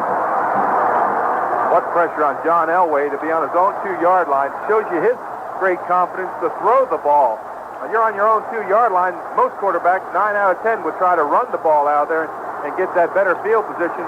Elway comes up throwing the ball. Great confidence in his throwing ability. Gain of 5, it's 2nd and 5 from the 7. Steve Watson and Vance Johnson are wide to the right.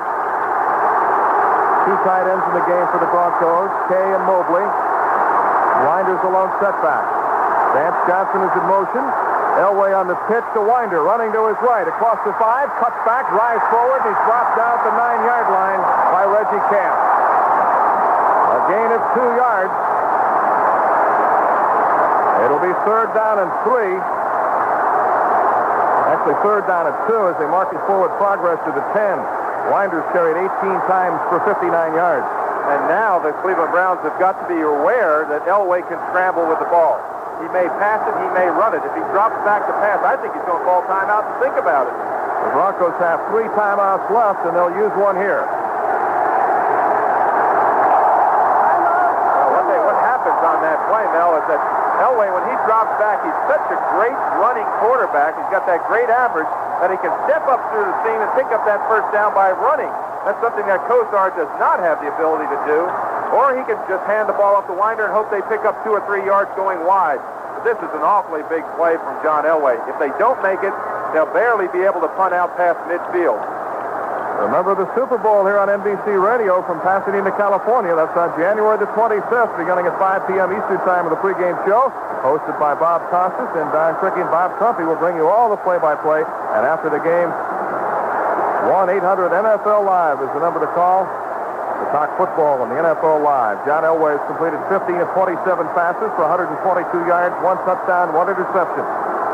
The attendance this afternoon, 79,953. 79953. There were only 58 no-shows. Well, I think all of Cleveland is here today. There's a lot of people, and they're all dressed in orange, the Cleveland Browns orange, that is. Each team has 2 timeouts left, 4:17 remaining in the fourth quarter. Cleveland leading 20-13. I'd like to thank our spotters, Chuck Day and Marty Schingler, and our statistician, Don Reeves, for their help this afternoon. Here come the Broncos, moving left to right. A big down here. 3rd down and 2 at the 10-yard line. Willhite, and Winder, the running back. Steve Sewell is in motion from a wing right. Elway on a handoff to Winder, grinding out, across the 10, close to a first down. He needed 2 yards. Looks like he's got it. Oh, it's going to be close. It all depends where I think that's real close. They may have to measure this one. The Broncos are indicating they've got it. The Browns are saying, no, he's a foot short. And they will measure. It's awfully close. What a big play. I was surprised by that call. They just ran a quick fold in the middle. It's almost like a trap where the center and the guard kind of exchange positions. One fires out, the other one fires behind him, and they try to split the defense. He didn't make it by much, if in fact he did make it. They stretch out the chains. And it's a first down. By less than the length of a football. First down for Denver at the 11-yard line. A long way to go with 4:11 left, and the Broncos trailing by 7 points. The Browns have taken a deep throw away from Elway this afternoon. Steve Watson is wide to the left. 2 tight ends in the game for the Broncos. Vance Johnson in the slot left. He comes in motion. Elway on the handoff to Winder, straight ahead off left tackle, stacked up at the 15-yard line. Does this play selection surprise you a little, Dave? Absolutely. I'll say he ran head-on into Anthony Griggs, just right face-to-face. And I'm thinking it's time for Elway to throw the ball up in the air. That's the way that he moves the ball effectively, and he's not doing. He's trying to run, use the clock up. I don't know why he'd want to use the clock up. There's only 3 minutes and 39 seconds left, and it's counting down. It's time to go to the air show for John Elway. And he's got to go 85 yards to tie it. Second down and 7 from the Broncos 15. Sewell and Willhite are in the backfield. Elway back to throw. Getting some pressure, scrambling to his left across the 10 to the 15, 20, and dives forward to the 26. The ball pops loose, but Elway recovers immediately, and it's a first down for Denver. Mike Johnson was there to make the tackle. Looks like the Broncos will line up without a huddle. And we're just about under 3 minutes. The gain to the 25-yard line. Cleveland leading 20-13 as the Browns try to advance to the Super Bowl to meet the winner of today's game between the Giants and the Redskins. Steve Watson's put out wide to the right, picked up by Frank Minifield. Sewell was in the backfield with Willhite. Elway with a play-action fake. Back to throw. Fires over the middle. He's got Steve Sewell making a leaping catch at the 49-yard line. And it's the first down for the Broncos near midfield. Chris Rockins really drilled Sewell, but he made the catch. Sewell's got those great hands. He can play both wide receiver and he can play a running back. He's alternated between it all season long. He runs down the center of the field. And Elway, with that rocket for an arm, just drills the ball to him. And that was a chunky yardage. Now they're almost out to the 50. Sewell did not catch many passes in college. He was part of a wishbone attack at Oklahoma. Back goes Elway on first down from the 48. Looks to his right. Guns a pass to the near sideline. It's caught at the 40-yard line by Steve Watson. He's hit there by Frank Minifield. But Elway has the Broncos moving as we get to the 2-minute mark. And that's a 2-minute warning. But there'll be no warning when the lights go out. Keep an ever-ready flashlight close at hand. More power to look, more power to say, more power to pray, more power to sing and sing. We sing today, ever ready, more power to the USA. Ever Ready makes every kind of flashlight for every kind of need. More power to the USA. Billy, Yes. in this scene, you enter the bar, order a beer, then... Stephen, my character's a man who won't settle for less than the best. He'd ask for Bud Light. Billy, sweetie, Buffy. Bud Light's the light beer with the first name in taste. Charlie, Bud Light behind the bar. I am a stickler for authenticity. Ask for Bud Light, because everything else is just a light. Take one, and action. Barkeep, Bud Light. Yes, General Washington. How's Valley Forge? Those redcoats are a nasty lot. Cut, beautiful. Anheuser-Busch, St. Louis, Missouri. Mel Proctor with Dave Rowe back at Cleveland Stadium where John Elway has the Denver Broncos moving down to the Cleveland 40-yard line with 2 minutes left. Both teams have 2 timeouts remaining. Cleveland leads 20-13. Shades of the Fiesta Bowl, Mel. That's what it seems like. And we had the great Vinny Testaverde, and we were there. They drove down the length of the field. It's just what it's like. Came down to one play. Came down to one play, and that's what this game looks as if it's coming down to. Elway's got his team moving. He's moved from inside his own 2-yard line. He's now down on Cleveland's 40-yard line, and he is throwing rockets out there for passes. I mentioned 20 is the magic number for Denver. When they've scored 20 or more points, they've gone 12-0. When they scored less than 20, they're 0-5. For the Browns, when they've scored 20 or more, they are 11-1. And right now they lead 20-13. Now what happens if both teams score 20? Did you ever? Overtime. Overtime is right. The Browns went to double overtime last week against the Jets, the third longest game in NFL history. Steve Watson and Vance Johnson split out wide to the far side. Willhite and Sewell are split behind Elway. He drops back, a deep drop to midfield, steps up to elude a sack, throws long downfield, and it's incomplete as he tried to hit Vance Johnson along the near sideline at the 5-yard line. I'll tell you, this is gut time now. I can tell you what it's like as a player to be down there. If you're a defensive player, every play is the most important play. You don't want to let them score. You realize that everything rides on this. This is a trip to the Super Bowl. You've played for 20 weeks. You've been practicing. You've been playing. It's down to 1 minute 52 seconds. If you're a defensive player, well, I'll tell you, you dig deep, and you tell the character of your team right now if you're defense. The same thing is true on offense. You've got to drive the ball down. Every catch is so important. Every block is vital. Wow, it's just tremendous football time. Second down and 10 for the Denver Broncos at the Cleveland 40-yard line. Vance Johnson splits to the right. Steve Watson is wide left. Back goes Elway, getting pressure, and he is going to be sacked. Elway dropped by Dave Pazzulli at the 49-yard line. A loss of 9 yards on the play. Denver's going to have to call a timeout to stop the clock with 1 minute 47 seconds left. That leaves them one timeout. Denver!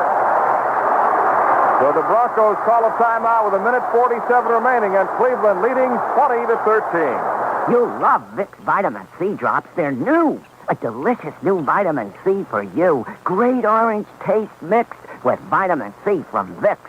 Vicks Vitamin C drops melt in your mouth for a delicious new way to get your full daily allowance of vitamin C. If vitamin C is what you lack, try vitamin C drops in bag or pack. Great orange taste mixed with vitamin C from Vicks.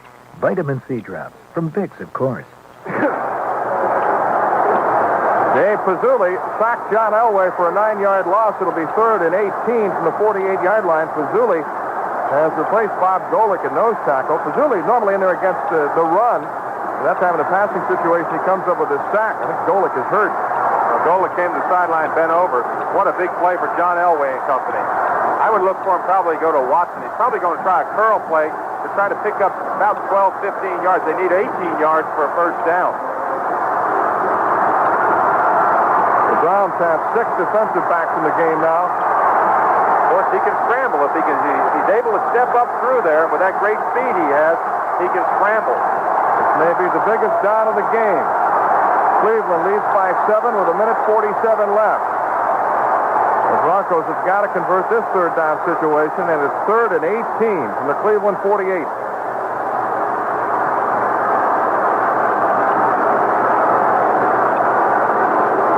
John Elway, who has tied or broken 13 Denver passing records, is only 11 yards away from Craig Morton's career total of 11,895 yards. He's won 34 regular season games over the last 3 years. Only Dan Marino from Miami has won as many. Shotgun formation on 3rd and 18. Steve Watson in motion, a bad snap, but Elway takes it, drops back, fires over the middle, and it's caught.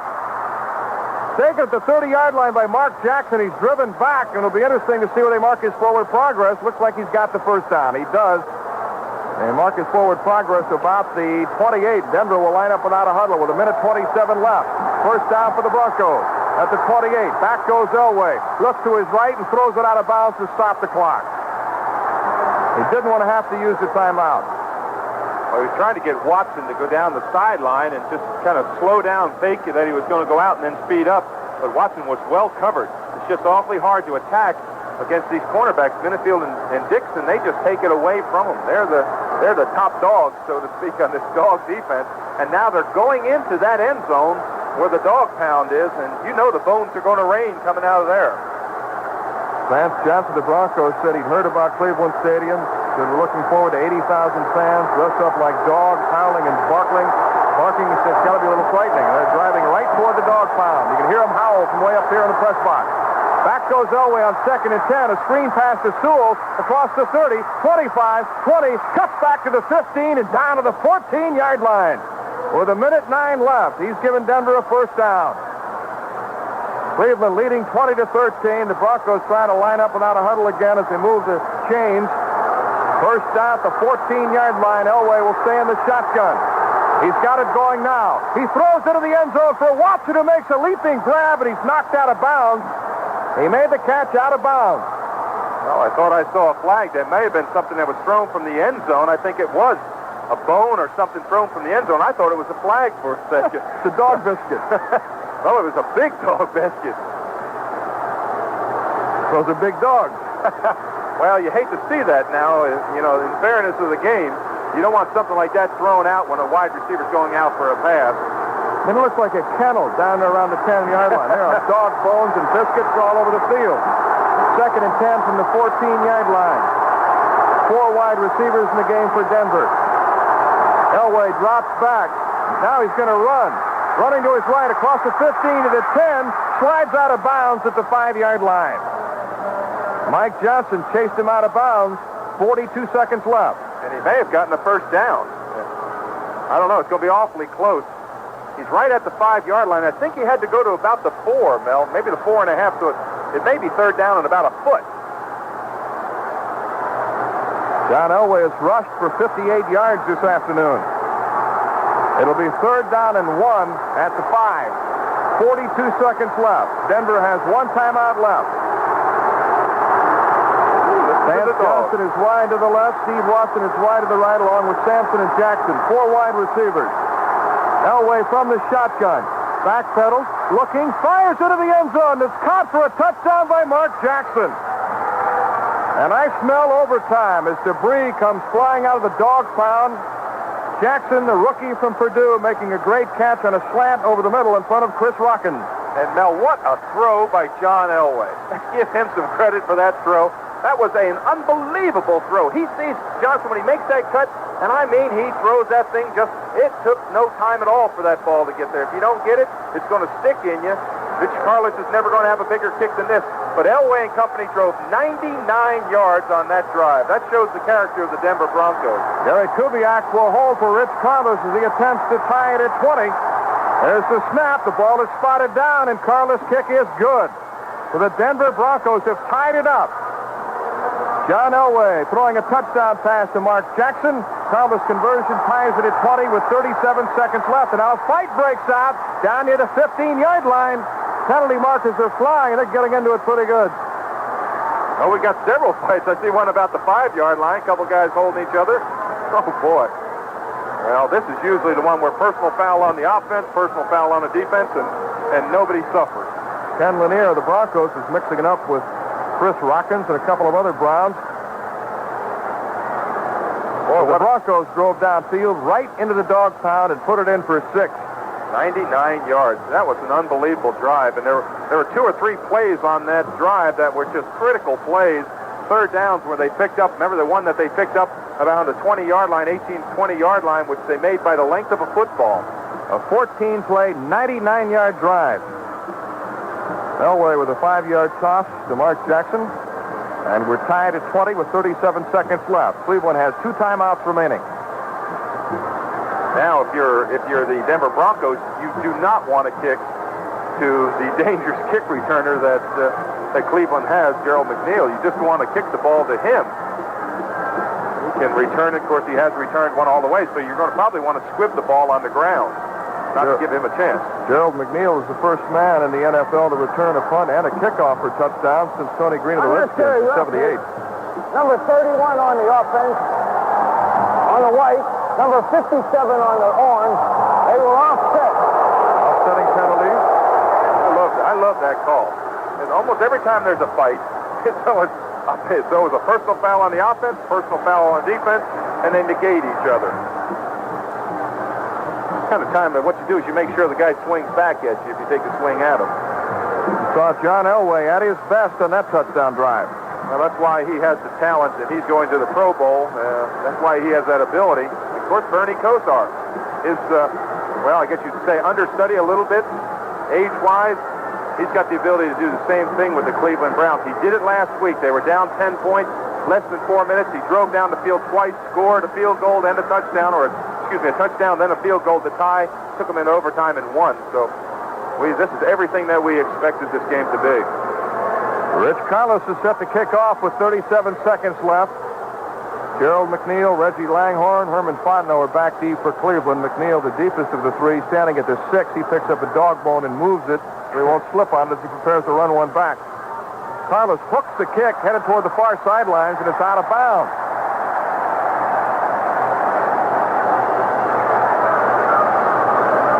A penalty coming up against Denver. Now, you know what's interesting about right now is that the wind has just about died off down on the field. I'm looking at the flags on the top of the goalpost. I think it's blown every conceivable direction today. It really has not been consistent. So maybe it's taken a breather. But anyway, if they can get this field goal, this kick is going to be kicked 5 yards farther back. If McNeil can get good field position, Kosar can pick up a couple quick passes with 37 seconds. They may get a shot with Mark Moseley kicking a long field goal. He's got a great leg. And we talked about his consistency. He has kicked field goals over 50 yards consistently, and we might get a shot, Mel. Well, he didn't have much luck from beyond 40 yards this year. He had no attempts from 50 yards or beyond, was 1 for 5 from 40 to 49 yards out. He doesn't kick the long field goal as well as he did earlier in his career. Karlis with a line drive kick. McNeil runs up the field, and it gets by him, rolling inside the 10. Still trying to pick it up. He's got it at the 5, out to the 10, heading for the near sidelines, and he's pushed out of bounds at the 14-yard line by Randy Robbins. 31 seconds left. The Browns have 2 timeouts remaining. Of course, I was referring to that pass, the history that he had. I remember he made several kicks over 50 yards, but I think that kick just took the chance of a field goal attempt out of the realm of this game. We're going to go to overtime with 30 seconds left. The longest field goal of Mark Moseley's career, a 54-yarder 10 years ago against Philadelphia. Let's pause 5 seconds for station identification. 25 degrees at 3 o'clock. This is 67 WMAQ Radio in Chicago. Here come the Browns moving right to left. They begin the drive at their own 15. 3 wide receivers to the right side. Bernie Kosar is back to throw, setting up at the 5, a screen pass to Herman Fontenot, slips a tackle to 15. He's dragged down to the 19-yard line. He wanted to get out of bounds, but was tackled by Freddie Gilbert and Simon Fletcher. And Cleveland will call a timeout with 21 seconds left. Timeout, Cleveland. Boy, that surprises me. I'm going to be honest with you. That surprises me. You've got 80 yards to go. You've got a long way. You've only got 21 seconds. The chances of you getting within field goal range are slim, and they call a timeout. I'd take my chances having a good kickoff or holding the team down there with my good defense. There's too many things that can go wrong for an offensive unit. A fumble, a missed handoff, a bad snap. There's just too many little things that can cause you a headache down this far down in your own territory. But I don't know if there have ever been a playoff where we've had 2 overtime games by the same team. I can't remember that happening. My mind raced back. Of course, I remember the Raiders one that we had several years ago, but I don't remember having one team go through back-to-back overtime games in the playoffs. The Browns last week went double overtime to beat the Jets on a Mark Moseley field goal. We're tied at 20 with 21 seconds left. Each team has 1 timeout remaining.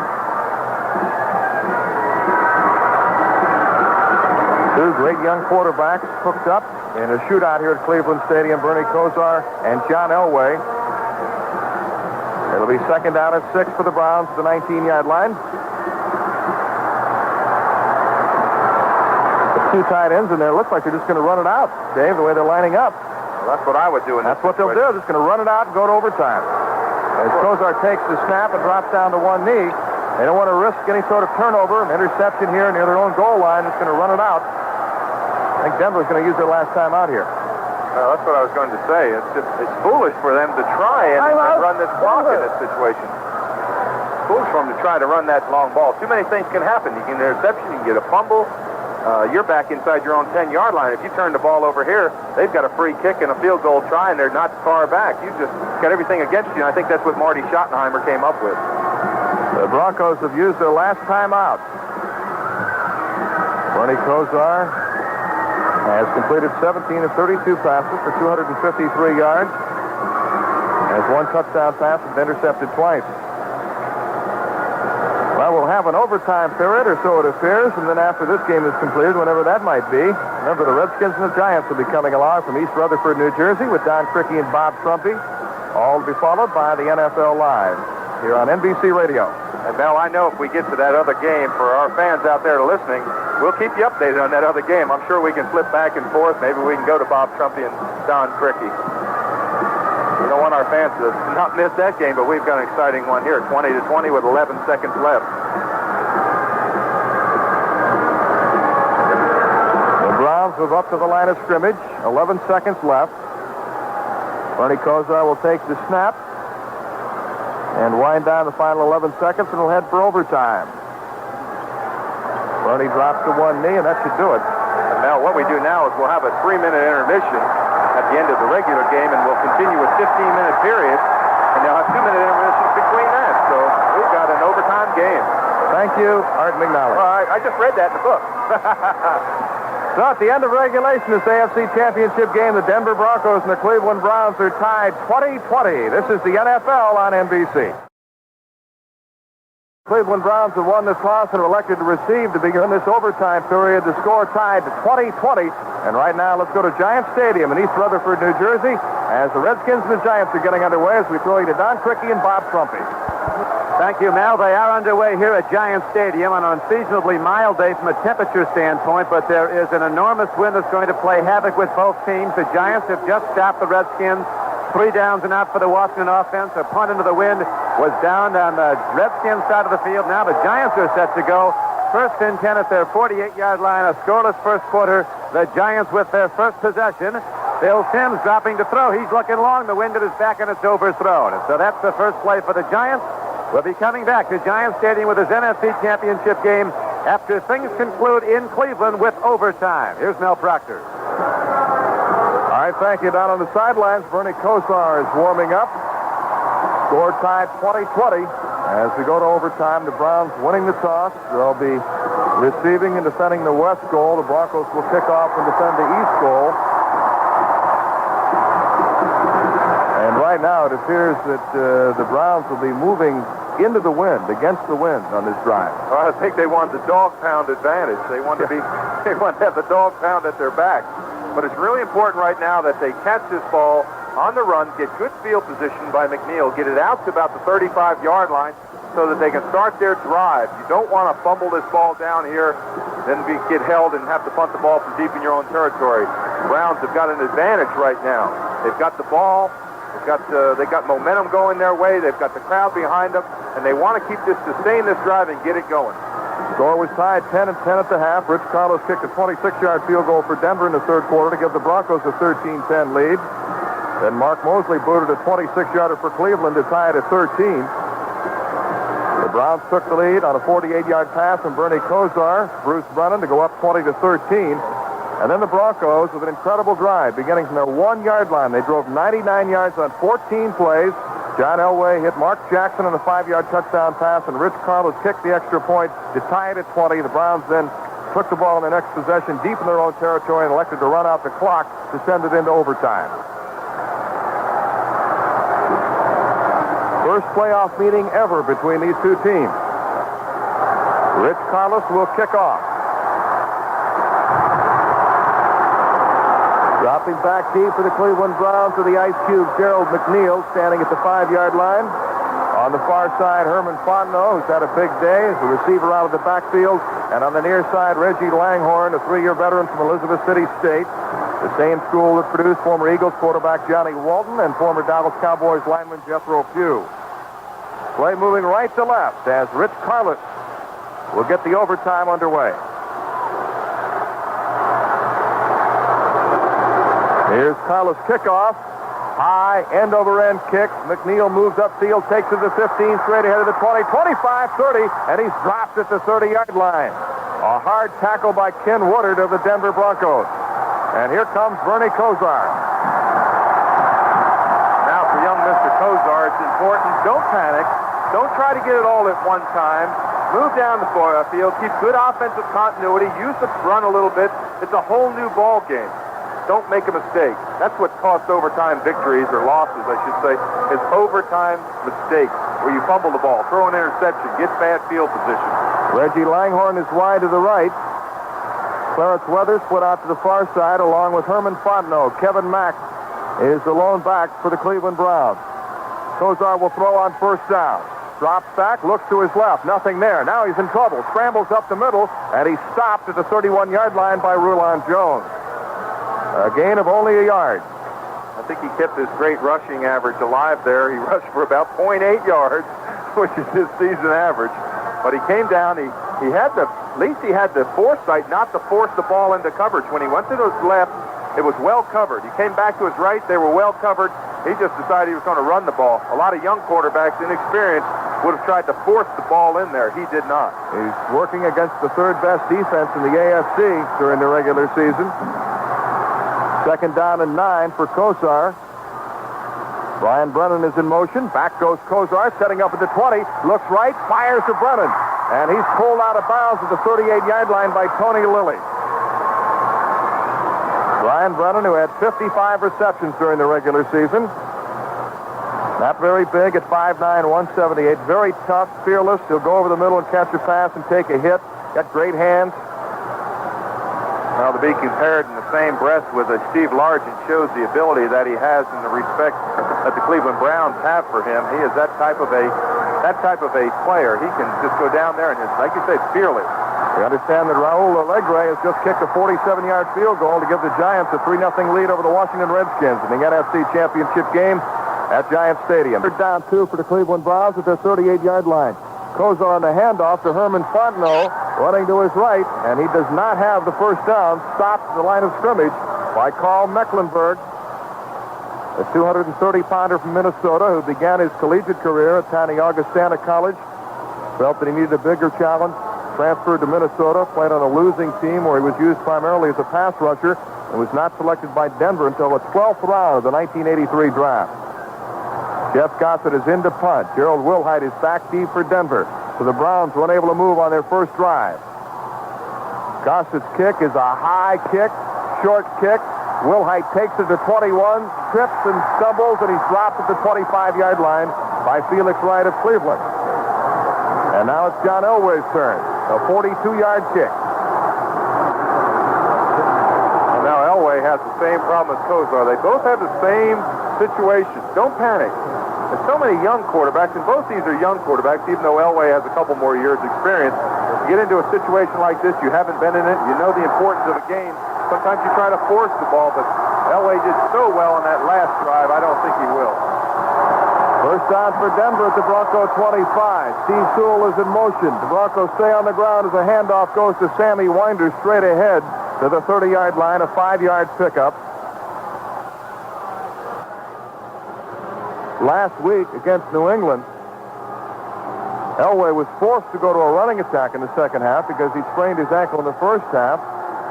Had difficulty setting up on his throws, had difficulty running himself, so he handed off to his running back quite effectively. That was the big key to the Broncos' win. Second and 5 from the 30.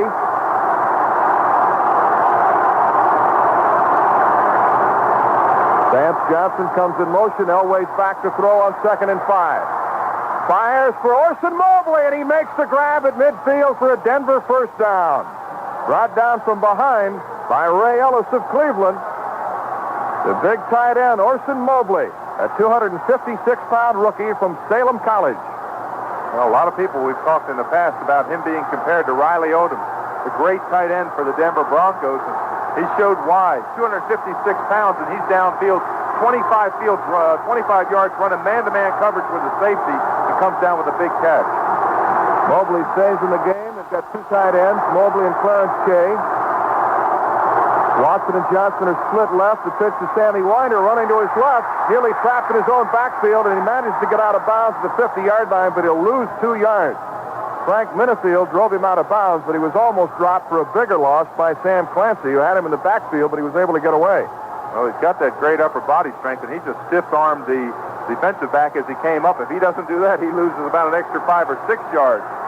Big play for John Elway and company. Second down, about second down and 13 yards to go. They need to have a safe pass, but they need to have a complete pass. Rich Karlis' range is about 45 yards, although he has kicked a 51-yarder this year. It's the longest field goal of his career. It came in the first game against the Raiders. On 2nd and 12, a deep drop by Elway. A screen pass, incomplete, intended for Steve Sewell, and nearly intercepted by Big Sam Clancy. Boy, what a play by Sam Clancy. Now, he's the defensive tackle. He's rushing in there. All of a sudden, he sees the screen. What does he do?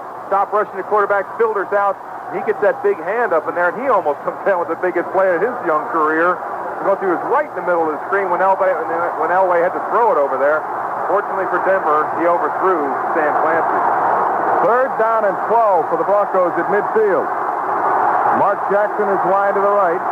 Steve Watson and Vance Johnson are wide to the left. John Elway sends Johnson in motion. Elway retreats inside his 40. Getting a rush, steps up, now scrambling to his left, across the 40, 45, throws downfield, and it's caught at the 22-yard line by Steve Watson. But it looked like Elway might have been past the line of scrimmage. Oh, it was awfully close. He was right on the line of scrimmage. I don't think they're going to call him past the line of scrimmage. He was right on the line of scrimmage when he pulled the ball down. He had both the run and the pass options, and he decided he just pulled up short and flipped that ball over there. And what a big catch by Steve Watson. Wow, every play is a big play in this game, and it kind of stuns the crowd because now they're in Rich Karlis' field goal range. The game to the 22-yard line of Cleveland. The score tied 20-20 in overtime. Clint Sampson is in the game now. He splits out wide to the right. Vance Johnson is wide to the left, and Elway is going to call a timeout.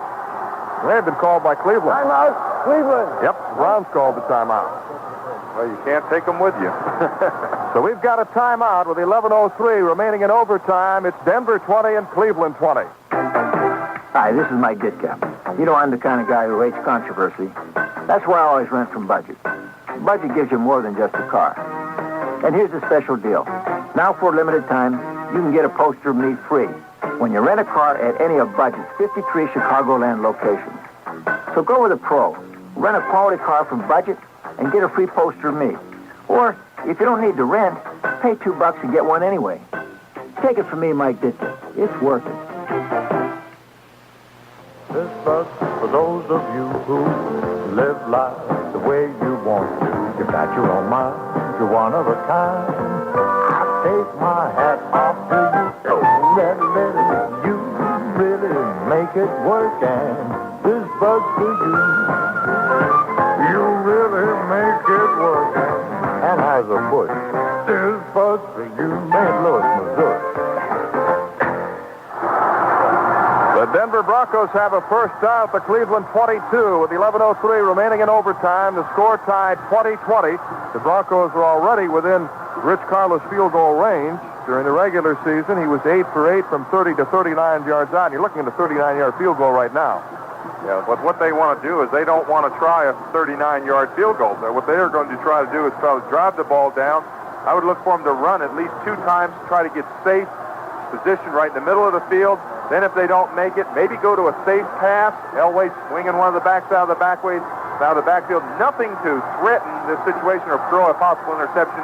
Then if they don't make it, then bring in Karlis. But I would think they're going to try to keep this drive alive. It's not time to bring him in yet. Clint Sampson splits out wide to the right. Vance Johnson is wide to the left. Cyrus Kay and Orson Mobley, 2 tight ends in the game. Sammy Winder's the lone setback. Mobley is in motion left to right. Elway gives to Winder, slanting to his right, inside the 20, drives down to the 16-yard line. A gain of 6 yards on the play as Anthony Griggs, the right inside linebacker, made the tackle.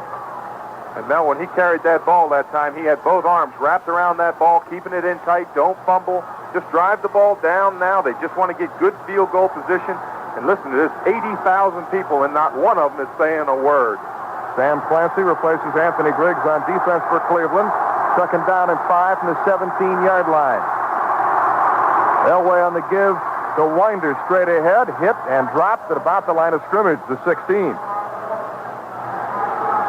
A reminder that the executive producer of NBC Radio Sports is Jack O'Rourke. Today's game has been produced and directed by Fred Posner. The associate producer is Len Weiner. Production assistant Eric Spitz. Engineering provided by Larry Schmegan here in Cleveland, by Mark Branker, Stuart Bell, and Joe Albig in New York. Briggs is back in on defense for the Browns. 3rd down 4 from the 16-yard line. They don't get it here, they'll go for a field goal. Mobley is in motion. Elway gives to Winder, slanting right, runs right up the back of Keith Bishop, and he's dropped for no gain. And now it's time for Rich Karlis to come on to try to win this football game. This will be about a 33-yard attempt for Karlis. I mentioned he is 8 for 8 from 30 to 39 yards out. He's kicked 2 field goals today. I would look for Cleveland to maybe call timeout, to make him think about it a little bit more. They're lining up, but now if you're a good defensive unit, you say, hey, wait a minute, timeout, we want timeout. Let him think about it. Let him concentrate. Let him worry about it a little bit. Gary Kubiak will hold. Keith Bishop will center the football as the Denver Broncos try to win it in overtime. A 33-yard attempt by Rich Karlis, the barefoot kicker from the University of Cincinnati, trying to break a 20-all tie. The ball spotted down. The kick is on the way, and it is good, and the Denver Broncos have won it. The dog pound is silent as the Denver Broncos storm onto the field. Rich Karlis' field goal gives the Broncos a win in overtime, 23-20. Today's game has been brought to you by Budweiser. Beechwood Age for that clean, crisp taste. This Bud's for you. By Ryder Truck Rentals. By Eveready Lighting Products. All kinds of flashlights for every kind of need. By Budget Rent-A-Car. We're going your way with the portable cellular phones and Lincoln Town Cars. And by Sherwin-Williams. For paint, wall covering, window treatments, or floor coverings, ask Sherwin-Williams. This is Mel Proctor for Dave Rose saying so long from Municipal Stadium in Cleveland. The final score in overtime, the Denver Broncos 23 and the Cleveland Browns 20. Coming up next, the Redskins and the Giants for the NFC Championship. This is the NFL on NBC.